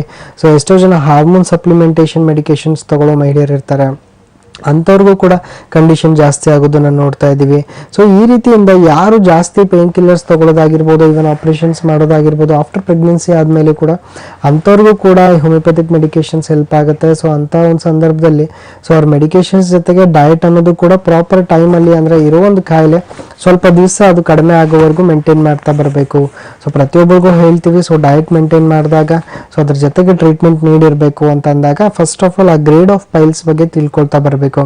ಸೊ ಅದು even at the time of pregnancy ಆಗಿರ್ಬೋದು, after the time of pregnancy ಆಗಿರ್ಬೋದು, ಸೊ ಯಾವೊಂದು ಗ್ರೇಡಲ್ಲಿದೆ, ಸೊ ಎಕ್ಸಾಕ್ಟ್ ಆಗಿ ಅದು ಇನಿಷಿಯಲ್ ಸ್ಟೇಜಲ್ಲಿ ಇತ್ತು ಅಂದರೆ ಖಂಡಿತವಾಗ್ಲೂ ವಿತೌಟ್ ಟ್ರೀಟ್ಮೆಂಟು ಕೂಡ ಬೆಟರ್ಮೆಂಟ್ ಮಾಡೋದು ತುಂಬ ಈಸಿ ಅಂತ ಹೇಳ್ಬೋದು. So if it is letter part like second grade, third grade ಅಂತ ಬೆಳ್ಕೊಳ್ತಾ ಹೋಗ್ತಾ ಇದೆ. ಸೊ ಪೈಲ್ಸ್ ಬಗ್ಗೆ ಯಾರಿಗೂ ಅರಿವಿರೋದಿಲ್ಲ. ಸೊ ಪೈಲ್ಸ್ ಅಂದರೆ ಒಂದೇ ಥರದ ಪೈಲ್ಸ್ ಅಂತ ತಿಳ್ಕೊಂಡಿರ್ತಾರೆ. ಪೇನ್ ಇದೆ, ಪೇನ್ ಸ್ವಲ್ಪ ಕಡಿಮೆ ಆಗಿಬಿಟ್ರೆ ಪೈಲ್ಸ್ ಹೋಯಿತು ಅಂತ ತಿಳ್ಕೊತಾರೆ ಎಷ್ಟೋ ಜನ. ಸೊ ಮುಳ್ಳು ಥರ ಬರ್ತಾ ಇದೆ ಸರ್, ಅದ್ರ ಮುಳ್ಳನ್ನು ನಾವು ಯಾವುದೋ ಒಂದು ನಾಟಿ ಔಷಧಿ ಮುಖಾಂತರ ತೆಗೆಸ್ಕೊಂಡಿದ್ದೀವಿ, ಸೊ ಇಲ್ಲ ಆಪರೇಷನ್ ಇಂದಾನೆ ಕತ್ತರಿಸ್ಕೊಂಡಿದ್ದೀವಿ ಅಂತ ಹೇಳ್ತಾರೆ. ಸೊ ಮುಳ್ಳು ಅನ್ನೋದೇನಿದೆ ಅದು ಓನ್ಲಿ ಊತ ಅಂತ ಹೇಳ್ಬೋದು, ನರಗಳಲ್ಲಿ ಬಂದಂಥ ಊತ. ಸೊ ಅದನ್ನು ನೀವು ಎಷ್ಟು ಕಟ್ಟು ಮಾಡಿಸ್ಕೊಳ್ತೀರಾ, ಸೊ ಅದು ಯಾವುದೇ ರೀತಿಯಾದ ಪ್ರೊಸೀಜರ್ಸ್ ಇಂದ ಆಗಿರ್ಬೋದು, ಅದು ನಮ್ಮ ಬಾಡಿಗೆ ಹಾನಿ ಮಾಡುತ್ತೆ ಹೊರತು ಅದು ಯಾವುದೇ ರೀತಿಯಿಂದ ಕಂಡೀಷನ್ಸ್ನ ಬೆಟರ್ ಮಾಡೋಕ್ಕಾಗೋದಿಲ್ಲ. ಸೊ ಈ ರೀತಿ ಒಂದು ಪ್ರೆಗ್ನೆನ್ಸಿ ಟೈಮಲ್ಲಿ ಯಾರಿಗೆ ಒಂದು ಮಹಿಳೆಯರಿಗೆ ಬಂತಂದ್ರೂ ಕೂಡ ಡಯಟ್ ತುಂಬ ಅವಶ್ಯಕತೆ ಇರುತ್ತೆ.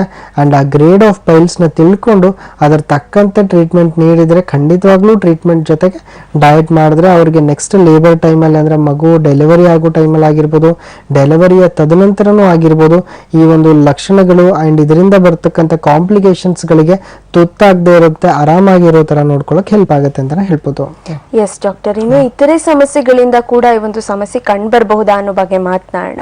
ಎಸ್, ನೋಡಿದ್ರಲ್ಲ ವೀಕ್ಷಕರೇ, ನಾವು ನಮ್ಮ ಹೋಮಿಯೋಪತಿ ನೇರ ಪ್ರಸಾರ ಕಾರ್ಯಕ್ರಮದಲ್ಲಿ ಮಾತನಾಡ್ತಾ ಇದ್ದೀವಿ ಮೂಲವ್ಯಾಧಿ ಸಮಸ್ಯೆ ಬಗ್ಗೆ. ಮೂಲವ್ಯಾಧಿ ಮಾತ್ರ ಅಲ್ಲ, ಕೇವಲ ಮೂಲವ್ಯಾಧಿ ಮಾತ್ರ ಅಲ್ಲ ಅಂತ ಹೇಳ್ಬೋದು, ಫಿಶರ್ ಆಗಿರ್ಬೋದು ಅಥವಾ ಫಿಸ್ಟುಲಾ ಆಗಿರ್ಬೋದು, ಈ ರೀತಿ ನಾನಾ ರೀತಿಯ ಸಮಸ್ಯೆಗಳು ಕಂಡುಬರುತ್ತೆ ಅಂತ ಹೇಳ್ಬೋದು. ಹಾಗೆ ಲಕ್ಷಣಗಳು ಕೂಡ ನಾನಾ ರೀತಿ ಇರೋದ್ರಿಂದ ಇದು ಕೇವಲ ಬಾಡಿ ಹೀಟ್ ಇಂದ ಆಗಿದೆ ಅಥವಾ ಬೇರೆ ಇತರೆ ಸಮಸ್ಯೆ ಇಂಡೈಜೆಷನ್ ಇಂದ ಆಗಿದೆ, ಗ್ಯಾಸ್ಟ್ರಿಕ್ ಇದಾಗಿದೆ ಅಂತ ಅನ್ನುವಂಥದ್ದು ನೆಗ್ಲೆಕ್ಟ್ ಮಾಡಿ ಈ ಸಮಸ್ಯೆ ಹೆಚ್ಚಾಗೋದಕ್ಕಿಂತ ಮುಂಚೆ ನೀವು ಎಚ್ಚೆತ್ಕೊಳ್ಬೇಕಾಗತ್ತೆ. ಸೊ ಹಾಗಾಗಿ ನಿಮ್ಗೆ ಯಾವುದೇ ರೀತಿಯ ಅನುಮಾನಗಳಿದ್ದಲ್ಲಿ ಖಂಡಿತ ನಮ್ಮ ನೇರ ಪ್ರಸಾರಕ್ಕೆ ಕರೆ ಮಾಡಿಬಿಟ್ಟು ನಿಮ್ಮ ಅನುಮಾನಗಳ ಬಗ್ಗೆ ಡಿಸ್ಕಷನ್ ಮಾಡಬಹುದು, ತಿಳ್ಕೊಬಹುದು ಮಾಹಿತಿಯನ್ನ. ನಮ್ಮ ಡಾಕ್ಟರ್ ಇದ್ದಾರೆ ನಮ್ಮ ಜೊತೆ ನೇರ ಪ್ರಸಾರ ಕಾರ್ಯಕ್ರಮದಲ್ಲಿ. ಹಾಗೆ ಸ್ಕ್ರೀನ್ ಮೇಲೆ ಕಾಣ್ತಾ ಇರುವಂತ ನಂಬರ್ಗೆ ನೀವು ಕರೆ ಮಾಡಿ ಮಾಹಿತಿಯನ್ನ ಪಡ್ಕೊಳ್ಬಹುದು. ಎಸ್ ಡಾಕ್ಟರ್, ಇನ್ನು ಇತರೆ ಸಮಸ್ಯೆ ಅಂತ ಬಂದಾಗ ಈ ಡಯಾಬಿಟಿಸ್ ಆಗಿರ್ಬೋದು ಅಥವಾ ಬ್ಲಡ್ ಪ್ರೆಷರ್ ಆಗಿರ್ಬೋದು, ಈ ಸಮಸ್ಯೆಗಳು ಕೂಡ ಇತ್ತೀಚೆಗೆ ಹೆಚ್ಚಾಗ್ತಾ ಇದೆ ಅಂತ ಹೇಳ್ಬೋದು. ಅಂಡ್ ಎಷ್ಟೇ ಕೇರ್ ತಗೊಂಡ್ರು ಕೂಡ ಅಲ್ಲೂ ಕೂಡ ಸಾಕಷ್ಟು ಪ್ರಿಕಾಷನ್ಸ್ ತಗೊಳ್ಬೇಕಾಗತ್ತೆ. ಡಯಾಬಿಟಿಸ್ ಅಂತ ಬಂದಾಗ ಫುಡ್ ಆಗಿರ್ಬೋದು ಅಥವಾ ಟ್ಯಾಬ್ಲೆಟ್ಸ್ ಜಾಸ್ತಿ ತಗೊಳ್ಳುವಂತ ಸಂದರ್ಭಗಳು ಕೂಡ ಬರ್ಬೋದು. ಸೊ ಆ ಸಮಸ್ಯೆಗಳಿದ್ದಾಗ ಸಾಕಷ್ಟು ಇತರೆ ಸಮಸ್ಯೆಗಳು ಕೂಡ ಕಂಡು ಬರ್ತಾ ಇರುತ್ತೆ ಅಂತ ಹೇಳ್ಬೋದು. ಈ ಡಯಾಬಿಟಿಸ್ ಬಂದ ನಂತರ ರೆಟಿನೋಪತಿ ಆಗಿರ್ಬೋದು ಅಥವಾ ವೆರಿಕೋಸ್ ವೇನ್ಸ್ ಆಗಿರ್ಬೋದು, ಬೇರೆ ರೀತಿ ಸಮಸ್ಯೆಗಳು ಬರ್ತಾ ಇವೆ ಅಂತ ಅಂದಾಗ ಸೊ ಅಲ್ಲಿ ಈ ಒಂದು ಸಮಸ್ಯೆ ಹುಟ್ಕೊಳ್ಳುತ್ತೆ ಅನ್ನೋದಾದ್ರೆ ಯಾವ ರೀತಿ, ಸೊ ಆ ಬೇರೆ ಸಮಸ್ಯೆಗಳಿಂದ ಈ ಪೈಲ್ಸ್ ಸಮಸ್ಯೆ ಹುಟ್ಕೊಳ್ಬಹುದಾ ಅಂತ? ಸೊ ಖಂಡಿತವಾಗ್ಲೂ ಏನಾಗುತ್ತೆ, ಇವಾಗ ಯಾವುದೇ ರೀತಿ ಆಲ್ಟರ್ನೇಟಿವ್ ಇಲ್ಲ ಅಸೋಸಿಯೇಟೆಡ್ ಡಿಸೀಸಸ್ಗಳಿತ್ತು ಅಂತಂದಾಗ ಅದು ಡಯಾಬಿಟಿಸ್ ಆಗಿರ್ಬೋದು, ಹೈಪರ್ ಟೆನ್ಷನ್ ಆಗಿರ್ಬೋದು. ಸೊ ಈ ಡಯಾಬಿಟಿಸ್ ಅಂತ ತಗೊಂಡಾಗ ಮೊದಲಿಗೆ ಪ್ರತಿಯೊಬ್ಬರಿಗೂ ಕೂಡ ಒಂದು ಡಯಾಬಿಟಿಸ್ ಅಂತ ಬಂದಿದೆ ಅಂದಮೇಲೆ ಅದರಿಂದ ನೆಕ್ಸ್ಟ್ ವ್ಯಾಸ್ಕ್ಯುಲೈನ್ ಮಸ್ಕ್ಯುಲೇಚರ್ಸ್ಗೆ ತೊಂದರೆ ಆಗುತ್ತೆ ಅಂತ ಹೇಳ್ತೀವಿ. ಸೊ ಅದು ಬಂದು ಈ ವೆರಿಕೋಸ್ ವೇನ್ಸು ಆಗಿರ್ಬೋದು ತುಂಬ ನೋಡ್ತಾ ಇದ್ದೀವಿ. ಆ್ಯಂಡ್ ವೆರಿಕೋಸ್ ವೇನ್ಸ್ ಅಂದರೆ ಈ ಸ್ವೆಲ್ಲಿಂಗ್ ಅನ್ನೋದು ಏನು ಗುದದ್ವಾರದಲ್ಲಿ ಆಗ್ತಾ ಇದೆ, ಸೊ ಅಲ್ಲೂ ಕೂಡ ನಾವು ವೆರಿಕೋಸ್ ವೇನ್ಸ್ ಅಂತಲೇ ಹೇಳ್ಬೋದು. ಬಟ್ ಇದಕ್ಕೆ ಒಂದು ಪೈಲ್ಸ್ ಅನ್ನೋ ಹೆಸರಿಂದ ನಾವು ಹೇಳ್ತಾ ಬರ್ತೀವಿ. ಸೊ ಕಾಲಲ್ಲಿ ಆಗ್ತಕ್ಕಂಥದ್ದನ್ನು ನಾವು ವೆರಿಕೋಸ್ ವೇನ್ಸ್ ಅಂತ ಹೇಳ್ತೀವಿ. ಸೊ ಇದೇ ರೀತಿಯಾಗಿ ಯಾರಿಗೆ ಡಯಾಬಿಟಿಸ್ ಇದ್ದವ್ರಿಗೆ ತೊಂದರೆ ಅನ್ನೋದು ಕಾಣಿಸ್ಕೊಳ್ಳುತ್ತೆ. ಸೊ ಅವರು ಆಲ್ರೆಡಿ ಮೆಡಿಕೇಶನ್ಸ್ನ ತಗೋತಾ ಇರ್ತಾರೆ. ಸುಮಾರು ಎಷ್ಟೋ ಜನ ಪೇಷಂಟ್ಸ್ ನಾವು ನೋಡ್ತಾ ಇರೋದು ಕ್ಲಿನಿಕಲ್ಲಿ 25-30 ವರ್ಷದಿಂದನೂ ಕೂಡ ಡಯಾಬಿಟಿಸ್ ಮೆಡಿಕೇಶನ್ ತಗೋತಾರೆ. ಅದು ಸಾಕಾಗ್ಲಿಲ್ಲ ಅಂತ ಇನ್ಸುಲಿನ್ ಶಾಟ್ಸ್ ಕೂಡ ತಗೊಳ್ಳೋದನ್ನ ನೋಡ್ತಾ ಇದ್ದೀವಿ. ಸೊ ಇದೆಲ್ಲ ಏನಾಗುತ್ತೆ, ನಮ್ಮ ಬಾಡಿಗೆ ಎಕ್ಸೆಸಿವ್ ಹೀಟ್ ಕೊಡೋ ಮುಖಾಂತರ ಆಗಿರ್ಬೋದು, ತುಂಬ ದಿವಸ ಕೆಮಿಕಲ್ ಮಾತ್ರೆಗಳು ತಗೊಂಡಿರೋದ್ರಿಂದ ನಮ್ಮ ಬಾಡಿ ಅದಕ್ಕೆ ಕರೆಕ್ಟಾಗಿ ರೆಸಿಸ್ಟೆಂಟ್ ಆಗಿದೆ ಅನ್ನೋದಾಗಿರ್ಬೋದು. ಸೊ ಇದೆಲ್ಲನೂ ಕೂಡ ನಮಗೆ ಪೈಲ್ಸ್ ಅಂತ ಕಂಡೀಷನ್ಸ್ ಕೊಡೋದ್ರಲ್ಲೂ ಕೂಡ ಏನು ತುಂಬ ಕಾಮನ್ ಆಗಿ ಎಷ್ಟೋ ಜನ ಪರ್ಸೆಂಟೇಜ್ ಆಫ್ ಜನರಲ್ಲೂ ಕೂಡ ನೋಡ್ತಾ ಇದ್ವಿ. ಇದ್ರ ಜೊತೆಗೆ ಯಾವುದೇ ರೀತಿಯಾದ ಆಲ್ಟರ್ನೇಟಿವ್ ಡಿಸೀಸ್ ಇತ್ತು ಅಂದರೆ ಅದಕ್ಕೂ ಮೆಡಿಕೇಶನ್ಸ್ ತಗೋತಾ ಇರ್ತಾರೆ. ಆ್ಯಂಡ್ ಕೆಲವು ಪೇಷಂಟ್ಸ್ ಹೇಳೋ ಮುಖಾಂತರ ಇವಾಗ ಒಂದು ಪೇಷಂಟ್ಸ್ಗೆ ಒಂದು ಪೈಲ್ಸ್ ಇದೆ, ಅದ್ರ ಜೊತೆಗೆ ಡಯಾಬಿಟಿಸ್ ಇದೆ, ಇಲ್ಲ ಹೈಪರ್ ಟೆನ್ಷನ್ ಇದೆ, ಇಲ್ಲ ಮತ್ತೆ ಅದು ಥೈರಾಯ್ಡ್ ಇದೆ ಅಂತಂದಾಗ ಸೊ ಜಸ್ಟ್ ಪೈಲ್ಸ್ಗೆ ಮೆಡಿಸಿನ್ಸ್ ಕೊಡಿ ಡಾಕ್ಟರ್ ಅಂತ ಹೇಳ್ತಾರೆ. ಸೊ ಎಷ್ಟೋ ಜನ ಜಸ್ಟ್ ನಮಗೆ ನೋವು ಅಷ್ಟೇ ಕಡಿಮೆ ಆದರೆ ಸಾಕು ಅನ್ನೋರು ಇರ್ತಾರೆ. ಸೊ ಈ ಥರ ಮಾಡಿದಾಗ ಏನಾಗುತ್ತೆ, ಒಂದು ಕಂಡೀಷನ್ಸ್ ಡೆಫಿನೆಟ್ಲಿ ಬೆಟರ್ ಆಗೋದಿಲ್ಲ. ಬಿಕಾಸ್ ಎಷ್ಟೋ ಜನರಿಗೆ ಬಿಕಾಸ್ ಆಫ್ ಡಯಾಬಿಟೀಸ್ಗೆ ನಾವು ಹೇಳ್ತೀವಿ ಒಂದು ಕಾಂಪ್ಲಿಕೇಶನ್, ಡಯಾಬಿಟಿಸ್ ತುಂಬ ದಿವಸ ಕಡಿಮೆ ಆಗಿಲ್ಲ ಅಂದರೆ ಒಂದು ಕಾಂಪ್ಲಿಕೇಶನ್ಸ್ನ ಡಯಾಬಿಟಿಕ್ ನ್ಯೂರೋಪತಿ ಅಂತ ಹೇಳ್ತೀವಿ. ಸೊ ಆ ಕಂಡೀಷನ್ಸ್ನಲ್ಲೂ ಕೂಡ ಡಯಾಬಿಟಿಕ್ ನ್ಯೂರೋಪತಿಲಿ ನರಗಳಲ್ಲಿ ತೊಂದರೆ ಆಗುತ್ತೆ. ನಾವು ಪೈಲ್ಸಲ್ಲೂ ಕೂಡ ವೇನ್ಸಲ್ಲಿ ತೊಂದರೆ ಆಗ್ತಾ ಇದೆ ಅಂತ ಹೇಳ್ತಾ ಇದ್ದೀವಿ. ಸೊ ಬಿಕಾಸ್ ಆಫ್ ಅದರಿಂದನೂ ಕೂಡ ಎಷ್ಟೋ ಜನಕ್ಕೆ ವೀಕ್ನೆಸ್ ಅನ್ನೋದು ಇಲ್ಲಿ ಕಾಣಿಸ್ಕೊಳ್ತಾ ಬರ್ಬೋದು. ಬಿಕಾಸ್ ಅದು ಕೂಡ ಮೆಟಬಾಲಿಕ್ ಡಿಸಾರ್ಡರ್ಸ್ ಆಗಿರೋದ್ರಿಂದ ಸೊ ನಮ್ಗೆ ಅಲ್ಲೇ ತೊಂದರೆ ಆಗ್ತಾ ಇದೆ ಅಂದರೆ ಡೆಫಿನೆಟ್ಲಿ ಈ ಒಂದು ಭಾಗದಲ್ಲೂ ಕೂಡ ತೊಂದರೆ ಆಗ್ತಾ ಬರುತ್ತೆ. ಬಟ್ ಓನ್ಲಿ ನಾವು ಟ್ರೀಟ್ಮೆಂಟ್ ತಗೊಳ್ತಾ ಇರೋದು ಪೇನ್ ಕಿಲ್ಲರ್ಸ್ ಥರ ಆಗಿರ್ಬೋದು, ಅಲ್ಲ ಬರೀ ಪೈಲ್ಸ್ಗೆ ಸಂಬಂಧಪಟ್ಟಂತೆ ಕಾಯಿಲೆಗೆ ನಾವು ಏನೋ ಒಂದು ಡಯಟ್ನ ಮಾಡ್ತಾ ಇದೀವಿ ಅಂದಾಗ, ಬಿಕಾಸ್ ಏನಾಗುತ್ತೆ ನಾವು ಡಯಟ್ ಇದಕ್ಕೆ ಮಾಡ್ತಾ ಇದೀವಿ ಅಂದರೆ ಅದು ಎರಡಕ್ಕೂ ಕೂಡ ಹೆಲ್ಪ್ ಆಗೋ ರೀತಿ ಟ್ರೀಟ್ಮೆಂಟ್ ಆಗಿರ್ಬೋದು. ಆ್ಯಂಡ್ ಎರಡೂ ಥರದ ಟ್ರೀಟ್ಮೆಂಟು ನಮಗೆ ಸಕ್ಸಸ್ ಆಗೋ ರೀತಿಯಾಗಿ ಹೋಗ್ತಾ ಇದ್ರೆ ಯಾರಿಗೂ ತೊಂದರೆ ಆಗೋದಿಲ್ಲ. ಬಟ್ ಇನ್ ಕೇಸ್ ಓನ್ಲಿ ನಾವು ಪರ್ಟಿಕ್ಯುಲರ್ ಪೇನ್ ಇದೆ ಅಂತ ನೋಡ್ತಾ ಇದ್ದೀವಿ, ಡಯಾಬಿಟಿಸ್ಗೆ ಯಾವುದೇ ರೀತಿ ನೋಡ್ತಾ ಇಲ್ಲ ಅಂದಾಗ ಕಾಂಪ್ಲಿಕೇಶನ್ಸ್ ಅನ್ನೋದು ಖಂಡಿತವಾಗ್ಲೂ ಬೆಳ್ಕೊಳ್ಳುತ್ತೆ ಅಂತಾನೆ ಹೇಳ್ಬೋದು. ಎಸ್ ಡಾಕ್ಟರ್, ಒಂದು ಕರೆ ಸಿದ್ಧವಾಗಿದೆ, ಮಾತಾಡ್ಸೋಣ. ಹಲೋ, ನಮಸ್ಕಾರ. ಹಲೋ, ನಮಸ್ತೆ, ನಿಮ್ ಹೆಸರು? ನಮ್ಮ ಹೆಸರು ಅಕ್ಷಯ್ ಅಂತ ಮೇಡಮ್. ಓಕೆ, ಎಲ್ಲಿಂದ ಕರೆ ಮಾಡ್ತಿರೋದು? ಹುಬ್ಳಿಯಿಂದ ಮೇಡಮ್. ಓಕೆ, ನಿಮ್ಮ ಪ್ರಶ್ನೆ ಏನಿದೆ ಕೇಳಿ, ಡಾಕ್ಟರ್ ಇದ್ದಾರೆ ನಮ್ ಜೊತೆ. ಹಲೋ. Hello sir. ಹಲೋ, ಹೇಳಿ. ಸರ್, ಕಿವಿಯದು ನರದು ವೀಕ್ ಆಗಿ ಕಿವಿಯದು ಬಹಳ ನೋವುತ್ತೆ ಸರ್. ಓಕೆ, ಸೊ ಮತ್ತೆ ಬೇರೆ? ಮತ್ತೆ ಬ್ಯಾಕ್ ಪೇನ್ ಬರುತ್ತೆ ಸರ್, ಕೈಕಾಲೆಲ್ಲ ಶಕ್ತಿ ನರ್ವಸ್ ಆಗುದು. ಓಕೆ, ಯಾವಾಗಿಂದ ತೊಂದರೆ ನಿಮಗೆ? ಇಷ್ಟು ಯಾವಾಗಿಂದ ನಿಮಗೆ ತೊಂದರೆ ಕಾಣಿಸ್ಕೊಳ್ತಾ ಇರೋದು? ಇದು 4 months ಆಗ್ತದೆ ಸರ್. ಓಕೆ, 4 months ಇಂದ ಏನು ಟ್ರೀಟ್ಮೆಂಟ್ ತಗೊಳ್ತಾ ಇಲ್ವಾ? ತಗೊಳತಿಲ್ಲ ಸರ್. ಇವತ್ತು ನಿಮ್ಮ ಹುಬ್ಬಳ್ಳಿ ಇದೆ ಇಲ್ಲ ಸರ್, ಅಲ್ಲಿ ಹೋಗಿ ಟ್ರೀಟ್ಮೆಂಟ್ ತಗೊಂಡಿದ್ದೀವಿ ಸರ್. ಟ್ಯಾಬ್ಲೆಟ್ ಎಲ್ಲ ತಗೊಂಡಿದ್ದೀವಿ ಸರ್. ಓಕೆ, ಏನ್ ಟ್ರೀಟ್ಮೆಂಟ್ ತಗೊಂಡ್ರಿ? ಏನಕ್ಕಂತ ಹೇಳಿದ್ರಿ? ಅಲ್ಲಿ ಬ್ಯಾಕ್ ಪೇನ್ ಇದೆ ಸರ್ ಅಂತ ಹೇಳಿದೆ. ಓಕೆ, ಹಿಂದ್ಗಡೆ ಎಲ್ಲ ಉಳ್ದಂಗ ಆಗುತ್ತೆ ಸರ್, ಬೆನ್ಗಡೆ ಹಿಂಗೆಲ್ಲ. ಓಕೆ ಓಕೆ ಓಕೆ, ಸರಿ ಸರಿ. ಸೊ ಟ್ರೀಟ್ಮೆಂಟ್ ಸ್ಟಾರ್ಟ್ ಮಾಡ್ಕೊಳ್ತಾ ಇದ್ದೀರಾ ಇವಾಗ?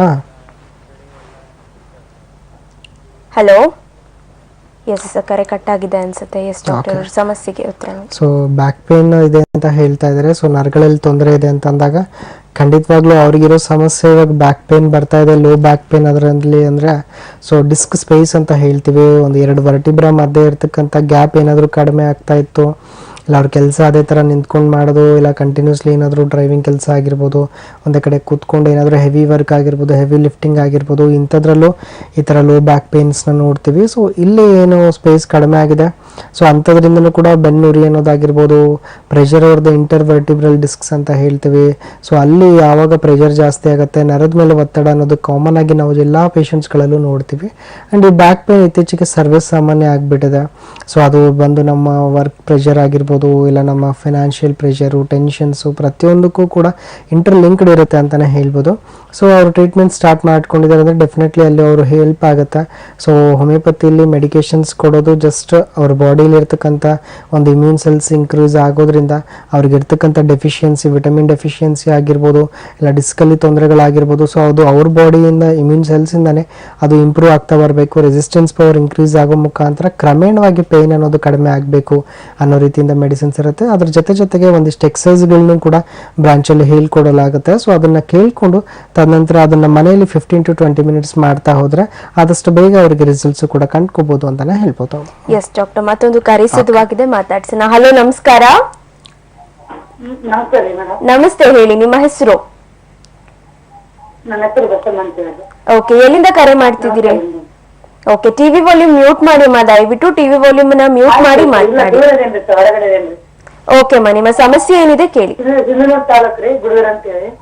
ಓಕೆ ಅಮ್ಮ, ಹೇಳಿ, ಏನ್ ಸಮಸ್ಯೆ ಇದೆ ಅಮ್ಮ ನಿಮಗೆ? ಮೇಡಮ್, ನಮ್ಗೆ ಮೂಲವಾದಿ ಇದ್ದೇವೆ. ಓಕೆ, ಸೊ ಯಾವಾಗಿಂದ ಇದೆ ಅಮ್ಮ? ಮೂಲವಾದಿ ಇದ್ದೇವೆ. ಟಿವಿ ವಾಲ್ಯೂಮ್ ನ ಮ್ಯೂಟ್ ಮಾಡಿ ಅಮ್ಮ, ಟಿವಿ ವಾಲ್ಯೂಮ್ ಮ್ಯೂಟ್ ಮಾಡಿ ಮಾತನಾಡಿ ದಯವಿಟ್ಟು. ಹೊರಗಡೆ ಏನ್ರಿ, ಹೊರಗಡೆ ಏನ್ರಿ. ಓಕೆ, ಕೇಳಿ, ನಿಮ್ಮ ಪ್ರಶ್ನೆ ಕೇಳಿ. ಓಕೆ, ಹೇಳಿ ಅಮ್ಮ, ಏನೇನು ಸಮಸ್ಯೆ ಆಗುತ್ತೆ ನಿಮ್ಗೆ? ನಾನು ಮೂಲವಾದಿ ಐತ್ರಿ ಮೇಡಮ್ ಅವರ. ಅದೇ ಅಮ್ಮ, ಎಷ್ಟು ದಿವಸಗಳಿಂದ ಇದೆ ನಿಮ್ಗೆ ಮೂಲವ್ಯಾಧಿ ಅನ್ನೋದು? ಮೂಲವಾದಿ ಐತ್ರಿ ಸರ್. ಓಕೆ, ಎಷ್ಟು ದಿವಸದಿಂದ ಇದೆ ಅಮ್ಮ? ಒಂದ್ ಬಾಳ ದಿವಸ ಆಗ್ತಿರಿ ಸರ್. ಗಂಡಸ ಬಂದ್ರೆ ಬಾಳ ತ್ರಾಸ ರೀ. ಓಕೆ, ಏನಾದರೂ ಟ್ರೀಟ್ಮೆಂಟ್ ತಗೋತಾ ಇದ್ದೀರಮ್ಮ ಇದಕ್ಕೆ? ಇಲ್ಲ ರೀ ಸರ್, ಏನ್ ತರ ನಾನು ಟ್ರೀಟ್ಮೆಂಟ್ ಏನ್. ಓಕೆ, ಬ್ಲೀಡಿಂಗ್ ಅಂದ್ರೆ ರಕ್ತ ಹೋಗೋದು ಏನಾದರೂ ಆ ಥರ ಆಗ್ತಾ ಇದೆಯಾ? ಹ್ಞೂ ಸರ್, ರಕ್ತ ಹೋಗುತ್ರಿ ಸರ್. ಓಕೆ. ರಕ್ತ ಹೋಗುತ್ರಿ ಸರ್. ಸರಿ ಅಮ್ಮ. ಓಕೆ, ಇವಾಗ ಏನಾಗತ್ತೆ, ತುಂಬಾ ವರ್ಷಗಳಿಂದ ತೊಂದರೆ ಇದೆ ಅಂತ ಹೇಳ್ತಾ ಇದ್ದೀರಾ, ಬ್ಲೀಡಿಂಗ್ ಆಗ್ತಾ ಇದೆ ಅಂತ ಹೇಳ್ತಾ ಇದ್ದೀರಾ. ಸೊ ಇಂಥದ್ದೊಂದು ಕಾರಣ ಇದ್ದಾಗ ಖಂಡಿತವಾಗ್ಲೂ ಟ್ರೀಟ್ಮೆಂಟ್ ಬೇಕಾಗತ್ತಮ್ಮ ನಿಮ್ಗೆ. ಯಾಕಂತ ಹೇಳಿದ್ರೆ ಟ್ರೀಟ್ಮೆಂಟ್ ನೆಸೆಸಿಟಿ ಯಾಕಿದೆ ಅಂದ್ರೆ ತುಂಬಾ ವರ್ಷಗಳಿಂದ ನಿಮಗೆ ತೊಂದರೆ ಇರೋದ್ರಿಂದ ಖಂಡಿತವಾಗ್ಲೂ ಟ್ರೀಟ್ಮೆಂಟ್ ಓನ್ಲಿ ನಿಮ್ಗೆ ಒಂದು ಆಪ್ಷನ್ ಅಂತ ಹೇಳ್ಬೋದು. ಸೊ ಆ ಟ್ರೀಟ್ಮೆಂಟ್ ಬಂದು ಜಸ್ಟ್ ಈ ನೋವಿನ ಮಾತ್ರೆ ಅನ್ನೋದಾಗಿರ್ಬೋದು, ಇಲ್ಲ ಬ್ಲೀಡಿಂಗ್ ಕಂಟ್ರೋಲ್ ಮಾಡಕ್ಕೆ ಯಾವುದೋ ಒಂದು ಮಾತ್ರೆ ಇಂಜೆಕ್ಷನ್ಸ್ ತಗೊಂಡ್ರೆ ನಡೆಯೋದಿಲ್ಲಮ್ಮ. ಅದ್ರ ಜೊತೆಗೆ ಡಯಟ್ ಮಾಡಬೇಕಾಗತ್ತೆ ನೀವು ಕರೆಕ್ಟ್ ಆಗಿ. ಜಾಸ್ತಿ ಹಣ್ಣುಗಳನ್ನ ಸೇವಿಸ್ತಾ ಬನ್ನಿ, ಜಾಸ್ತಿ ತರಕಾರಿಗಳನ್ನ ತಗೊಳ್ತಾ ಬನ್ನಿ. ಸೊ ಸ್ವಲ್ಪ ದಿವಸ ಮಸಾಲೆ ಖಾರ ಅಂಶಗಳನ್ನ, ಈ ಸಮ್ಮರ್ ಅಲ್ಲಿ ಈ ಫ್ರಿಡ್ಜ್ ಐಟಮ್ಸ್ ಗಳನ್ನಾಗಿರ್ಬೋದು, ತುಂಬಾ ತಣ್ಣನೆ ನೀರು ಕೋಲ್ಡ್ ವಾಟರ್ ಫ್ರಿಡ್ಜ್ ಇಂದ ಇರೋದಾಗಿರ್ಬೋದು, ಇದು ಯಾವುದು ಸೇವಿಸಕ್ ಹೋಗ್ಬೇಡಿ. ಬಿಕಾಸ್ ಬ್ಲೀಡಿಂಗ್ ಇದ್ದವ್ರಿಗೆ ಸಮ್ಮರ್ ಸೀಸನ್ ತುಂಬಾ ಅಗ್ರೇವೇಟ್ ಮಾಡ್ತಾ ಬರುತ್ತೆ. ಸೊ ಅದಕ್ಕೋಸ್ಕರ ಈ ಒಂದು ಸೀಸನ್ಸ್ ಮುಗಿಯೋವರೆಗೂ ಇಂಥದ್ದನ್ನೆಲ್ಲ ದೂರ ಇಡ್ತಾ ಬನ್ನಿ. ಅದ್ರ ಜೊತೆಗೆ ನಿಮಗೆ ಖಂಡಿತವಾಗ್ಲೂ ಮೆಡಿಕೇಶನ್ಸ್ ನೀಡಿರುತ್ತೆ. ಅದು ಏನು ನಿಮಗೆ ಆರ್ಟರಿ ರಪ್ಚರ್ ಅಲ್ಲಿ ಅಂದ್ರೆ ವೇನಸ್ ಬ್ಲಡ್ ಹೋಗ್ತಾ ಇದೆ, ಸೊ ಬ್ಲಡ್ ಅನ್ನ ನಾವು ತಡೆಗಟ್ಟೋದ್ರಲ್ಲಿ ಮೆಡಿಸಿನ್ಸ್ ಹೆಲ್ಪ್ ಮಾಡುತ್ತೆ. ಇನ್ಫ್ಲಮೇಷನ್ ಏನಾಗ್ತಾ ಇದೆ ಇಷ್ಟು ವರ್ಷದಿಂದ ಅದನ್ನು ತಡೆಗಟ್ಟಕ್ಕೆ ಹೆಲ್ಪ್ ಮಾಡುತ್ತೆ. ಒಂದ್ಸತಿ ಬಂದು ಕನ್ಸಲ್ಟ್ ಆಗಿ ಅಮ್ಮ, ಖಂಡಿತವಾಗ್ಲೂ ನಿಮಗಿರುವಂಥ ಕಂಡೀಷನ್ಸ್ಗೆ ಒಂದು ಪರ್ಮನೆಂಟ್ ಸೊಲ್ಯೂಷನ್ಸ್ ಕೊಡೋದ್ರಲ್ಲಿ ಹೆಲ್ಪ್ ಆಗುತ್ತೆ. ಅದಕ್ಕಿಂತ ಮುಂಚೆ ನಿಮ್ಗೆ ಯಾವ ಒಂದು ಪೈಲ್ಸ್ ಇದೆ, ಎಷ್ಟು ಗ್ರೇಡಲ್ಲಿ ಇದೆ ಅದೆಲ್ಲನೂ ತಿಳ್ಕೊಳ್ಳಿ. ಫಸ್ಟ್ ತಿಳ್ಕೊಂಡು ತದನಂತರ ಟ್ರೀಟ್ಮೆಂಟ್ನ ಸ್ಟಾರ್ಟ್ ಮಾಡಿ, ಖಂಡಿತವಾಗ್ಲೂ ಹೆಲ್ಪ್ ಆಗುತ್ತೆ. ಓಕೆ, ಕರೆ ಮಾಡಿದ್ದಕ್ಕೆ ಧನ್ಯವಾದಗಳು. ಹಾಗೆ ವೀಕ್ಷಕರೇ, ಇನ್ನೊಂದು ನಂಬರ್ ಕೂಡ ಡಿಸ್ಪ್ಲೇ ಆಗ್ತಾ ಇದೆ ಸ್ಕ್ರೀನ್ ನ ಮೇಲೆ, ನಮ್ಮ ಹೋಮಿಯೋಪತಿದು. ಸೊ ನೀವು ಆ ನಂಬರ್ಗೆ ಕರೆ ಮಾಡಿದಲ್ಲಿ ನೀವು ಮಿಸ್ ಕಾಲ್ ಕೊಟ್ರೆ ಸಾಕು, ನಿಮ್ಗೆ ಮತ್ತೊಂದು ಕರೆ ಬರುತ್ತೆ. ಸೊ ಆಗ ನೀವು ನಿಮ್ಮ ಸಮಸ್ಯೆ ಏನಿದೆ ಅನ್ನೋದನ್ನ ಡಿಸ್ಕಸ್ ಮಾಡಿ ಒಂದು ಅಪಾಯಿಂಟ್ಮೆಂಟ್ ಅನ್ನ ತಗೊಂಡು ಯಾವುದೇ ರೀತಿ ಸಮಸ್ಯೆ ಇದ್ರೂ ಕೂಡ ನೀವು ನಮ್ಮ ಹೋಮಿಯೋಪತಿಗೆ ಭೇಟಿ ನೀಡಿ ನಿಮ್ಮ ಸಮಸ್ಯೆಗೆ ಪರಿಹಾರವನ್ನ ಕಂಡುಕೊಳ್ಬಹುದು. ಎಸ್ ಡಾಕ್ಟರ್, ಕಾಲರ್ಗೆ ಉತ್ತರ ನೀಡಿದ್ರಿ. ಅವ್ರು ಹೇಳ್ತಿದ್ರು ಸಾಕಷ್ಟು ದಿನಗಳಿಂದ ಈ ತರ ತೊಂದರೆ ಒಂದು ಕಂಡು ಬರ್ತಾ ಇದೆ ಅಂತ. ಇನ್ನು ಇತ್ತೀಚೆಗೆ ಹೇಗಾಗ್ತಾ ಇದೆ ಅಂತಂದ್ರೆ, ಈ ಡಯಾಬಿಟೀಸ್ ಆಗಿರ್ಬೋದು, ಈ ಬ್ಲಡ್ ಪ್ರೆಷರ್ ಆಗಿರ್ಬೋದು, ಆಗ್ಲೇ ನಾವು ಹೇಳ್ದಾಗೆ ಈ ಸಮಸ್ಯೆಗಳು ಯಾವುದೇ ವಯಸ್ಸಿನ ಮಿತಿ ಇಲ್ಲದೆ ಕಂಡು ಬರ್ತಾ ಇದೆ ಅಂತ ಹೇಳ್ಬೋದು. ಚಿಕ್ಕವರಿಂದ ಹಿಡಿದು ದೊಡ್ಡವರವರೆಗೂ ಈ ಸಮಸ್ಯೆಗಳು ಕಂಡು ಬರ್ತಾ ಇದೆ ಅಂತ ಅಂದ್ರೆ ಯಾಕೆ ಇದು ಹೆಚ್ಚಾಗ್ತಾ ಇದೆ? ಸೊ ಇದರಿಂದ ಈ ಪೈಲ್ಸ್ ಸಮಸ್ಯೆ ಕೂಡ ಕಂಡು ಬರ್ತಾ ಇದೆ ಅಂತ ಹೇಳಿದ್ರಿ. ಸೊ ಮಕ್ಕಳಲ್ಲಿ ಕೂಡ ಈ ಮೂಲವ್ಯಾಧಿ ಸಮಸ್ಯೆ ಕಂಡು ಬರ್ಬೋದಾ? ಯಾವ ವಯಸ್ಸಿನವರಲ್ಲಿ ಈ ಸಮಸ್ಯೆ ಹೆಚ್ಚು ಅನ್ನೋ ಬಗ್ಗೆ ಮಾತಾಡೋಣ. ಒಂದು ಕರೆ ಸಿದ್ಧವಾಗಿದೆ. ಹಲೋ, ನಮಸ್ಕಾರ. ನಮಸ್ತೆ, ನಿಮ್ಮ ಹೆಸರು? ಮೇಡಮ್ ಸದಾನಂದ ಅಂತ. ಓಕೆ, ಎಲ್ಲಿಂದ ಕರೆ ಮಾಡ್ತಿರೋದು? ಮೇಡಮ್ ಶಿವಮೊಗ್ಗದಿಂದ ಮೇಡಮ್. ಓಕೆ, ನಿಮ್ಮ ಪ್ರಶ್ನೆ ಏನಿದೆ? ಡಾಕ್ಟರ್ ಇದ್ದಾರೆ ನಮ್ಮ ಜೊತೆ, ಕೇಳಿ. ಹಲೋ, ನಮಸ್ತೆ ಸರ್. ನಮಸ್ತೆ ಸರ್. ನಮಸ್ಕಾರ, ಹೇಳಿ. ಸರ್, ನಿಮಗೆ ಬ್ಲೀಡಿಂಗ್ ಆಗ್ತದೆ ಸರ್, ಒಂದು 1 month ಹಿಂದೆ. ಓಕೆ, 1 month ಇಂದ ಬ್ಲೀಡಿಂಗ್ ಆಗ್ತಾ ಇದೆ. ಹೌದು ಸರ್, ನಾವು ಆಮೇಲೆ ಸ್ಟಾಪ್ ಆಗುತ್ತೆ ಸರ್, ಅದು ಆಟೋಮೆಟಿಕ್. ಓಕೆ, ಸೊ ಅಂದ್ರೆ ಏನಾದ್ರು ಮತ್ತೆ ಒಂದ್ಸಲ ಕಂಟಿನ್ಯೂ ಆಗ್ತದೆ ಸರ್, ಅದು 1 month 2 month ಕಂಟಿನ್ಯೂ ಆಗ್ತದೆ ಸರ್. ಅಂದ್ರೆ ಹೆವಿ ಭಾಳ ಐತೆ ಮಾತ್ರ ಕಂಟಿನ್ಯೂ ಆಗ್ತದೆ ಸರ್ ಅದು. ಹೌದಾ? ಓಕೆ, ಅಲ್ಲ ಅಂದ್ರೆ ಏನಾದ್ರು ಖಾರ ಅಂಶ ತಗೊಂಡಾಗ ಅಂತ ಟೈಮಲ್ಲಿ ಮಾತ್ರ ಜಾಸ್ತಿ ಆಗ್ತಾ ಇರುತ್ತಾ? ಇಲ್ಲ ಸರ್, ವೇಟ್ ಇದ್ರೆ ಜಾಸ್ತಿ ಆಗುತ್ತೆ ಸರ್, ಅದು ವೇಟ್ ಹೆಚ್ಚಿದಾಗ ಮಾತ್ರ ಆ ರೀತಿ ಪ್ರಾಬ್ಲಮ್ ಮಾಡುತ್ತೆ ಸರ್. ಹೌದಾ? ಓಕೆ ಓಕೆ, ನೀವು ಕೆಲಸ ಏನು ಮಾಡೋದಪ್ಪ ನೀವು? ಸರ್, ನಾನು ಮೆಕ್ಯಾನಿಕ್ ಮಾಡೋದು ಬೆಂಗಳೂರಲ್ಲಿ. ಹೌದಾ? ಓಕೆ. ಸೊ ಏನಾಗುತ್ತೆ, 1 ತಿಂಗಳಿಂದ ತೊಂದರೆ ಇದೆ, ಬ್ಲೀಡಿಂಗ್ ಆಗ್ತಾ ಇದೆ, ಅದು ತಾನಾಗೆ ಸ್ಟಾಪ್ ಆಗುತ್ತೆ ಅಂದಾಗ ಇವಾಗ ಒಂದು ವೇನ್ಸ್ ಅಲ್ಲಿ ನಿಮಗೆ ಗುದದ್ವಾರದಲ್ಲಿ ಏನು ನರಗಳಿರುತ್ತೆ, ಸೊ ಅದು ಕ್ಲಾಟ್ ಆಗ್ತಾ ಇದೆ ಅಂದ್ರೆ ಊದ್ಕೊಳ್ತಾ ಇದೆ, ಆ ರಕ್ತ ಒಂದೇ ಕಡೆ ಕೂತ್ಕೊಳ್ತಾ ಇದೆ ಅಂತಂದಾಗ ಅಲ್ಲಿ ಎಷ್ಟು ರಕ್ತ ಕೂತ್ಕೊಳ್ತಾ ಇರುತ್ತೆ, ಅದು ಮೋಷನ್ಸ್ ಹಾರ್ಡ್ ಆದಾಗ ಅಷ್ಟು ರಕ್ತನೂ ಕೂಡ ಹೊರಗಡೆ ಬರುತ್ತೆ. ಸೊ ಹೊರಗಡೆ ಬಂದಾಗ ಅಲ್ಲಿ ಇರ್ತಕ್ಕಂಥ ಬ್ಲಡ್ ಎಲ್ಲ ಖಾಲಿ ಆಗಿದೆ ಅಂತ ಅರ್ಥ. ಸೊ ಅದು ಸ್ಟಾಪ್ ಆಗಿದೆ ಅಂದ ತಕ್ಷಣ ನಿಮ್ಮ ಕಾಯಿಲೆ ವಾಸಿ ಆಗಿದೆ ಅಂತ ಅರ್ಥ ಆಗೋದಿಲ್ಲ. ಆ್ಯಂಡ್ ಮತ್ತೆ ನೀವು ಏನಾದರೂ ಹೆವಿ ಲಿಫ್ಟ್ ಮಾಡೋದ್ರಿಂದ, ನಾನು ಮುಂಚೆಯಿಂದ ಹೇಳ್ತಾ ಬರ್ತಾ ಇದ್ದೀನಿ, ಪ್ರೆಷರ್ ಅನ್ನೋದು ಯಾವುದೇ ರೀತಿಯಿಂದ ಜಾಸ್ತಿ ಆಗೋದ್ರಿಂದ ಈ ಕಾಯಿಲೆ ಬರುತ್ತೆ ಅಂತ. ಸೊ ಮತ್ತೆ ನೀವು ಹೆವಿ ಲಿಫ್ಟ್ ಎತ್ತದಾಗ ಏನಾಗುತ್ತೆ, ಮತ್ತೆ ಅದೇ ಥರದ ಗಂಟುಗಳು, ಅದೇ ಥರದ ಕ್ಲಾಟ್ಗಳು ಮತ್ತೆ ಅದೇ ಒಂದು ಗುದದ್ವಾರದಲ್ಲಿ ಕಾಣಿಸ್ಕೊಂಡ್ಬಿಡುತ್ತೆ. ಸೊ ಇದನ್ನು ನೀವು ಎಷ್ಟು ಸಲ ಮಾಡ್ತೀರಾ ಅಷ್ಟು ಸಲ ಅದೇ ಥರ ತೊಂದರೆ ಕಾಣಿಸ್ಕೊಳ್ಳುತ್ತೆ. ಸೊ ನೀವು ಮೆಡಿಸಿನ್ಸ್ನ ಸ್ಟಾರ್ಟ್ ಮಾಡ್ಕೊಳ್ಳಿ. ಬಿಕಾಸ್ ನೀವು ಹೆವಿ ನಿಮ್ಮದು ಕೆಲಸನೇ ಅದು ಆಗಿರೋದ್ರಿಂದ ಮೆಡಿಸಿನ್ಸ್ ನೀಡಿರುತ್ತೆ. ಅದ್ರ ಜೊತೆಗೆ ಡಯಟ್ಸ್ ಕೂಡ ಸ್ವಲ್ಪ ಹೇಳ್ತೀವಿ, ಅದನ್ನ ಫಾಲೋ ಅಪ್ ಮಾಡ್ಕೊಂಡ್ರೆ ಖಂಡಿತವಾಗ್ಲೂ ಯೂಸ್ ಆಗುತ್ತೆ. ಒಂದ್ಸತಿ ಕನ್ಸಲ್ಟ್ ಆಗಿ. ಓಕೆ, ಎಸ್, ಕರೆ ಮಾಡಿದ್ದಕ್ಕೆ ಧನ್ಯವಾದಗಳು. ಎಸ್ ಡಾಕ್ಟರ್, ನಾನು ಹೇಳ್ತಾ ಇದ್ದೆ ಅಂದ್ರೆ ಎಲ್ಲಾ ಸಮಸ್ಯೆಗಳು ಕೂಡ ವಯಸ್ಸಿನ ಮಿತಿ ಇಲ್ದೇನೆ ಕಂಡು ಬರ್ತಾ ಇದೆ ಅಂತ ಹೇಳ್ಬೋದು. ಸೊ ಹಾಗಾಗಿ ಈ ಸಮಸ್ಯೆ ಯಾವ ವಯಸ್ಸಿನವರಲ್ಲಿ ಹೆಚ್ಚಾಗಿ ಕಂಡು ಬರಬಹುದು ಅಂತ? ಸೊ ವಯಸ್ಸು ಅಂತ ಹೇಳಿದಾಗ ಮುಂಚೆ ಎಲ್ಲ ಹೇಳ್ತಿತ್ತು age is the risk factors for piles ಅಂತ ಹೇಳ್ತಾ ಇದ್ವಿ. ಅಂದರೆ ಒಂದು 45-50 ವರ್ಷ ಆದಮೇಲೆ ಪೈಲ್ಸ್ ಬರುತ್ತೆ. ಬಿಕಾಸ್ ಆ ಒಂದು ಏಜಲ್ಲಿ ನರ ಅನ್ನೋದು ವೀಕ್ ಆಗುತ್ತೆ, ಸೊ ಸ್ಟ್ರೆಂತ್ ಅನ್ನೋದು ಹೋಗ್ಬಿಡುತ್ತೆ ಅಂತ ಮುಂಚೆ ಎಲ್ಲ ಕೆಲಸ ಹೇಳ್ತಾ ಇತ್ತು. ಸೊ ಇವಾಗ ಏನಾಗ್ತಾ ಇದೆ, ನಮ್ಮ ಲೈಫ್ ಸ್ಟೈಲ್ ತುಂಬ ಒಂದು ಮಾಡರ್ನೈಸ್ಡ್ ಆಗಿರೋದ್ರಿಂದ, ಸೊ ನಮಗೆ ಹರಿಬರಿ ಲೈಫ್ ಸ್ಟೈಲ್ ಇರೋದ್ರಿಂದ ಏನಾಗ್ಬಿಡುತ್ತೆ, ಪ್ರಾಪರಾಗಿ ಫುಡ್ ತಗೊಳ್ತಾ ಇಲ್ಲ, ಸೊ ಪ್ರಾಪರಾಗಿ ನಿದ್ದೆ ಮಾಡ್ತಾ ಇಲ್ಲ. ಸೊ ಒಂದು ಬಾಡಿಗೆ ಎಷ್ಟು ನಾರ್ಮಲ್ ಸ್ಲೀಪ್ ಅನ್ನೋದು, ನಾರ್ಮಲ್ ಫುಡ್ ಅನ್ನೋದಾಗಿರ್ಬೋದು, ಸೊ ನಾರ್ಮಲ್ ರೆಸ್ಟ್ ಅನ್ನೋದಾಗಿರ್ಬೋದು ಯಾವಾಗ ಸಿಗ್ತಾ ಇಲ್ಲ, ಅವಾಗ ಈ ಥರದ ಕಂಡೀಷನ್ಸ್ಗೆ ನಾವು ತುತ್ತಾಗ್ತಾ ಇದ್ದೀವಿ ಅಂತಲೇ ಹೇಳ್ಬೋದು. ಸೊ ಏಜ್ ಫ್ಯಾಕ್ಟರ್ ಹೋದರೆ ನಾವು ಎಷ್ಟೋ ಜನ 7-8 ವರ್ಷದ ಮಕ್ಕಳು ಕೂಡ ಪೂರ್ತಿ ಪ್ರೊಲ್ಯಾಪ್ಸ್ ಆಗಿರೋ ಕಂಡೀಷನ್ಸಲ್ಲಿ ಕ್ಲಿನಿಕ್ಕಿಗೆ ಬರೋದನ್ನು ನೋಡ್ತಾ ಇದ್ದೀವಿ. ಸೊ ಫುಲ್ 60 ವರ್ಷದ ಮುದುಕನಿಗೂ ಕೂಡ ಅದೇ ರೀತಿಯಾದ ಪ್ರೊಲ್ಯಾಪ್ಸ್ನ ನೋಡ್ತಾ ಇದ್ದೀವಿ. ಸೊ ಹೀಗಿದ್ದಾಗ ಪ್ರಾಪರ್ಲಿ ಇದು ಒಂದು ಮೆಟಬಾಲಿಕ್ ಡಿಸಾರ್ಡರ್ಸ್ ಆಗಿನೇ ಕಾಣಿಸ್ಕೊಂಡ್ಬಿಟ್ಟಿದೆ.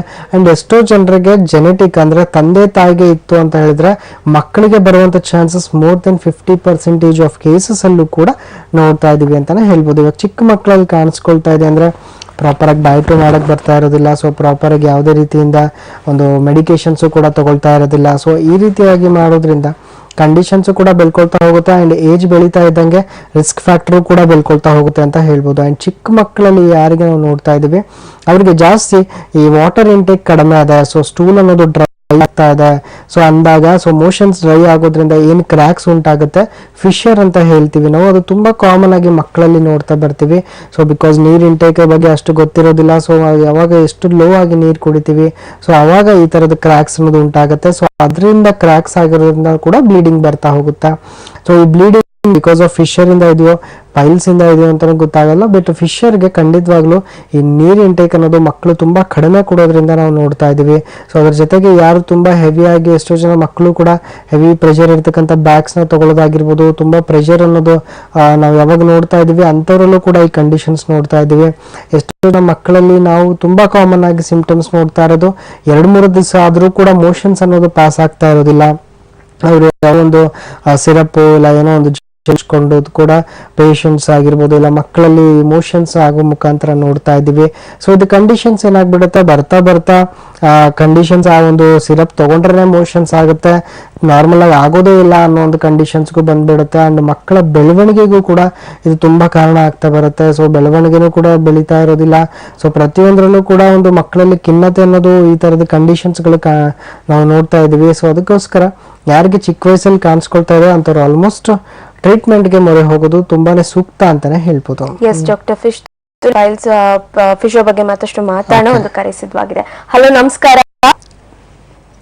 ಹಲೋ, ನಮಸ್ತೆ, ನಿಮ್ಮ ಹೆಸರು? ಹಲೋ, ಓಕೆ, ಎಲ್ಲಿಂದ ಕರೆ ಮಾಡ್ತಿರೋದು?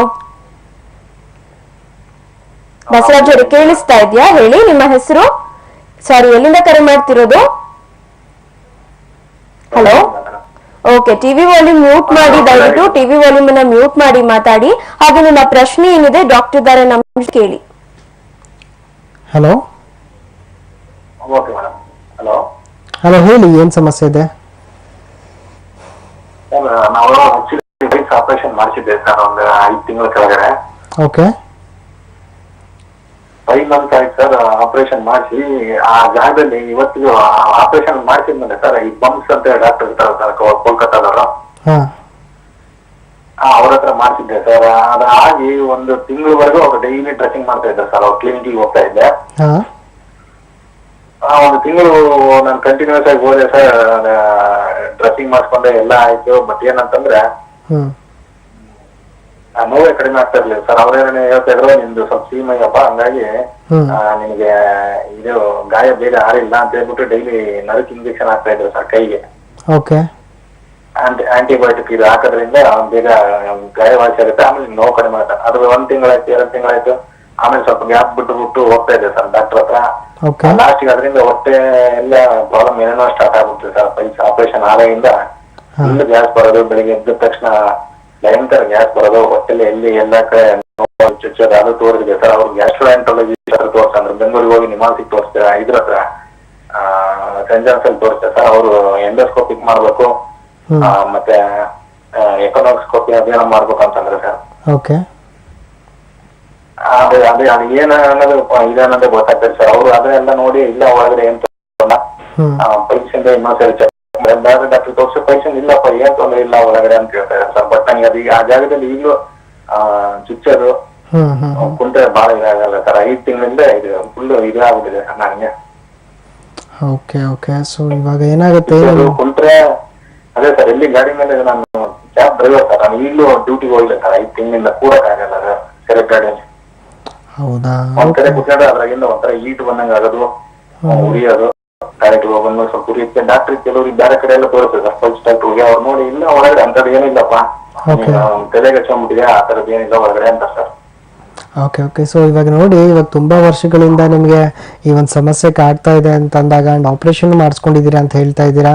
ಸೊ ತುಂಬಾ ಜನಕ್ಕೆ ಹೆಮೊರಾಯ್ಡೆಕ್ಟಮಿಯಿಂದ ಈ ತರದ ತೊಂದರೆಗಳು ನಾವು ನೋಡ್ತಾ ಇದ್ದೀವಿ. ಅಂದ್ರೆ ಒಂದು ಕಂಡೀಷನ್ಸ್ಗೆ ಆಪರೇಷನ್ಸ್ ಆಗಿರುತ್ತೆ, ಸೊ ಆದ್ರೂ ಕೂಡ ಕಾಯಿಲೆ ಅನ್ನೋದು ವಾಸಿ ಆಗಿಲ್ಲ ಅನ್ನೋದು ತುಂಬಾ ಜಾಸ್ತಿನೇ ಹೇಳ್ತೀವಿ. ಅದು ಈ ಪೈಲ್ಸ್ ಅಲ್ಲಿ ಅಂಡ್ ಊತ ಅನ್ನೋದು ಕಟ್ ಮಾಡಿರೋದ್ರಿಂದ ಏನಾಗುತ್ತೆ, ಸೊ ನಿಮಗೆ ಅದು ತಿರ್ಗಾ ಅದೇ ತರದ ನೋವು ಆಗಿರ್ಬೋದು, ಅದೇ ತರದ ಒಂದು ಡಿಸ್ಚಾರ್ಜ್ ಆಗಿರೋದು ಕಾಣಿಸ್ಕೊಳ್ತಾ ಇದೆ ಅಂತಂದಾಗ ಖಂಡಿತವಾಗ್ಲೂ ಏನ್ ತೊಂದರೆ ಇರುತ್ತೆ ಅಂತ ಹೇಳಿ ಫಸ್ಟ್ ಆಫ್ ಆಲ್ ನಿಮ್ಮ ರಿಪೋರ್ಟ್ ಮುಖಾಂತರ ಅಂಡ್ ನಿಮ್ಗೆ ಪ್ರಾಪರ್ ಆಗಿ ಎಕ್ಸಾಮಿನೇಷನ್ ಮಾಡ್ಕೊಳ್ಳೋಣ. ಅಂಡ್ ನಿಮಗೆ ಪೈಲ್ಸ್ ಇಲ್ಲ ಅಂತ ಬೇರೆ ಹೇಳ್ತಾ ಇದ್ದೀರಾ, ಬಟ್ ಪೈಲ್ಸ್ ಇಲ್ಲ ಅಂದ್ರೂ ಕೂಡ ಏನೋ ಒಂದು ಕಂಡೀಷನ್ಸ್ ಇಂದ ನಿಮಗೆ ತೊಂದರೆ ಆಗ್ತಾ ಇರುತ್ತೆ.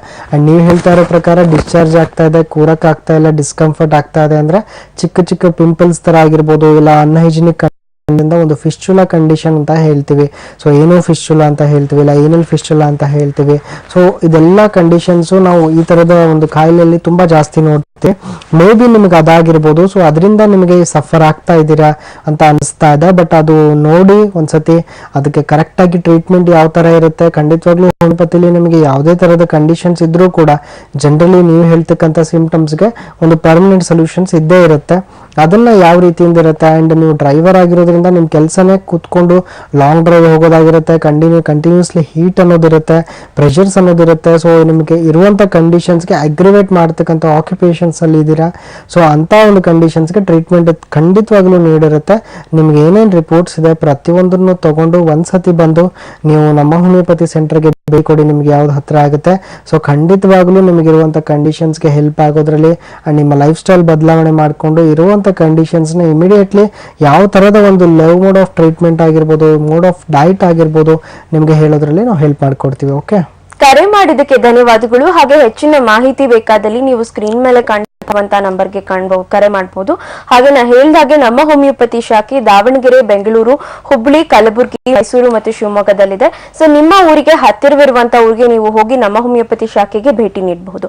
ಎಸ್ ಡಾಕ್ಟರ್, ನೀವು ಹೇಳ್ತಾ ಇದ್ರಿ ಮಕ್ಕಳಲ್ಲಿ ಕೂಡ ಈ ಲ್ಯಾಕ್ ಆಫ್ ವಾಟರ್ ಇಂಟೇಕ್ ಇಂದ ಈ ಸಮಸ್ಯೆಗಳು ಕಂಡು ಬರಬಹುದು ಅಂತ.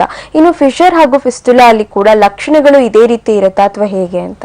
ಸೊ ಫಿಶರ್ ಅಂತ ಬಂದಾಗ ಖಂಡಿತವಾಗ್ಲೂ ಈ ಬರ್ನಿಂಗ್ ಪೇನ್ ಅನ್ನೋದಿರುತ್ತೆ. ಉರಿ ಅನ್ನೋದು ಸಾಧಾರಣವಾಗಿ ಪ್ರತಿಯೊಬ್ಬರು ಹೇಳುವಂಥದ್ದು ಫಿಶರ್ ಅಲ್ಲಿ ಇರುತ್ತೆ. ಅದು ಕಟ್ಸು, ಕ್ರ್ಯಾಕ್ಸು, ಏನೋ ಒಂದು ಚಾಕುವಿಂದ ಕಟ್ ಮಾಡೋದಾಗಿರ್ಬೋದು. ಸೊ ಏನು ಒಂದು ಕಟ್ ಅನ್ನೋದು ಕಾಣಿಸ್ಕೊಳ್ಳುತ್ತೆ, ಅದೇ ತರದ ಕಟ್ ನಮಗೆ ಈ ಒಂದು ಗುದದ್ವಾರದ ರೀಜನ್ಸ್ ಅಲ್ಲಿ ನಾವು ನೋಡ್ತಾ ಇದ್ದೀವಿ.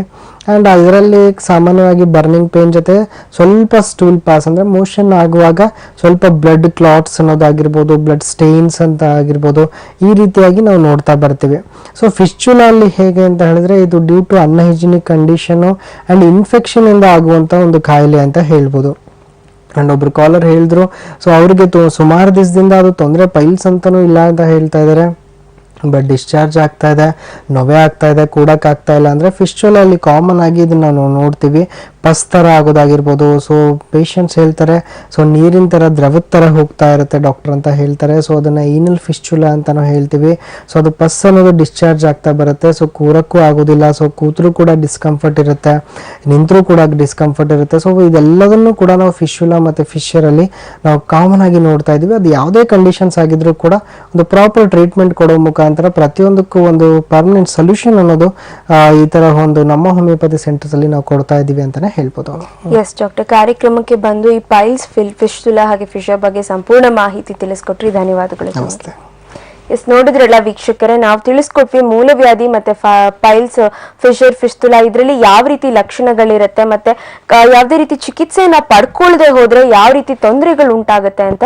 ಸೊ ನಿಮ್ಮಲ್ಲೂ ಕೂಡ ಈ ಸಮಸ್ಯೆಗಳು ಕಂಡು ಬರ್ತಾ ಇದ್ದಲ್ಲಿ ಅಥವಾ ಯಾವುದೇ ರೀತಿಯ ಲಕ್ಷಣಗಳನ್ನ ನೀವು ನೋಡ್ತಾ ಇದ್ದಲ್ಲಿ ದಯವಿಟ್ಟು ನಮ್ಮ ಹೋಮಿಯೋಪತಿ ಶಾಖೆಗೆ ಭೇಟಿ ನೀಡಿ ಯಾವುದೇ ರೀತಿಯಾದಂತಹ ಅಡ್ಡ ಪರಿಣಾಮಗಳು ಉಂಟಾಗದೇ ಇರೋ ಹಾಗೆ ಒಂದು ಸಂಪೂರ್ಣವಾದಂತಹ ಒಳ್ಳೆಯ ಚಿಕಿತ್ಸೆಯನ್ನ ನೀವು ಪಡ್ಕೊಳ್ಬಹುದು ನಮ್ಮ ಹೋಮಿಯೋಪತಿಯಲ್ಲಿ ಅಂತ ಹೇಳ್ತಾ, ಹೆಚ್ಚಿನ ಮಾಹಿತಿ ಬೇಕಾದಲ್ಲಿ ಸ್ಕ್ರೀನ್ ಸ್ಕ್ರೀನ್ ಮೇಲೆ ಕಾಣ್ತಾ ಇರುವಂತ ನಂಬರ್ಗೆ ಕೂಡ ನೀವು ಕರೆ ಮಾಡಬಹುದು. ಒಂದು ಮಿಸ್ ಕಾಲ್ ಕೊಟ್ರೆ ನಿಮ್ಗೆ ಮತ್ತೊಂದು ಕರೆ ಬರುತ್ತೆ. ಸೊ ಅಲ್ಲಿ ನಿಮ್ಮ ಸಮಸ್ಯೆಯನ್ನ ಡಿಸ್ಕಸ್ ಮಾಡಬಹುದು. ಇಲ್ಲಿಗೆ ನಮ್ಮ ಹೋಮಿಯೋಪತಿ ಕಾರ್ಯಕ್ರಮನ ಮುಗಿಸ್ತಾ ಇದ್ದೇವೆ. ಆರೋಗ್ಯಕರ ಜೀವನ ಶೈಲಿಗಾಗಿ ನೋಡ್ತಾ ಇರಿ ಆಯುಷ್ ಟಿವಿ. ನಮಸ್ಕಾರ.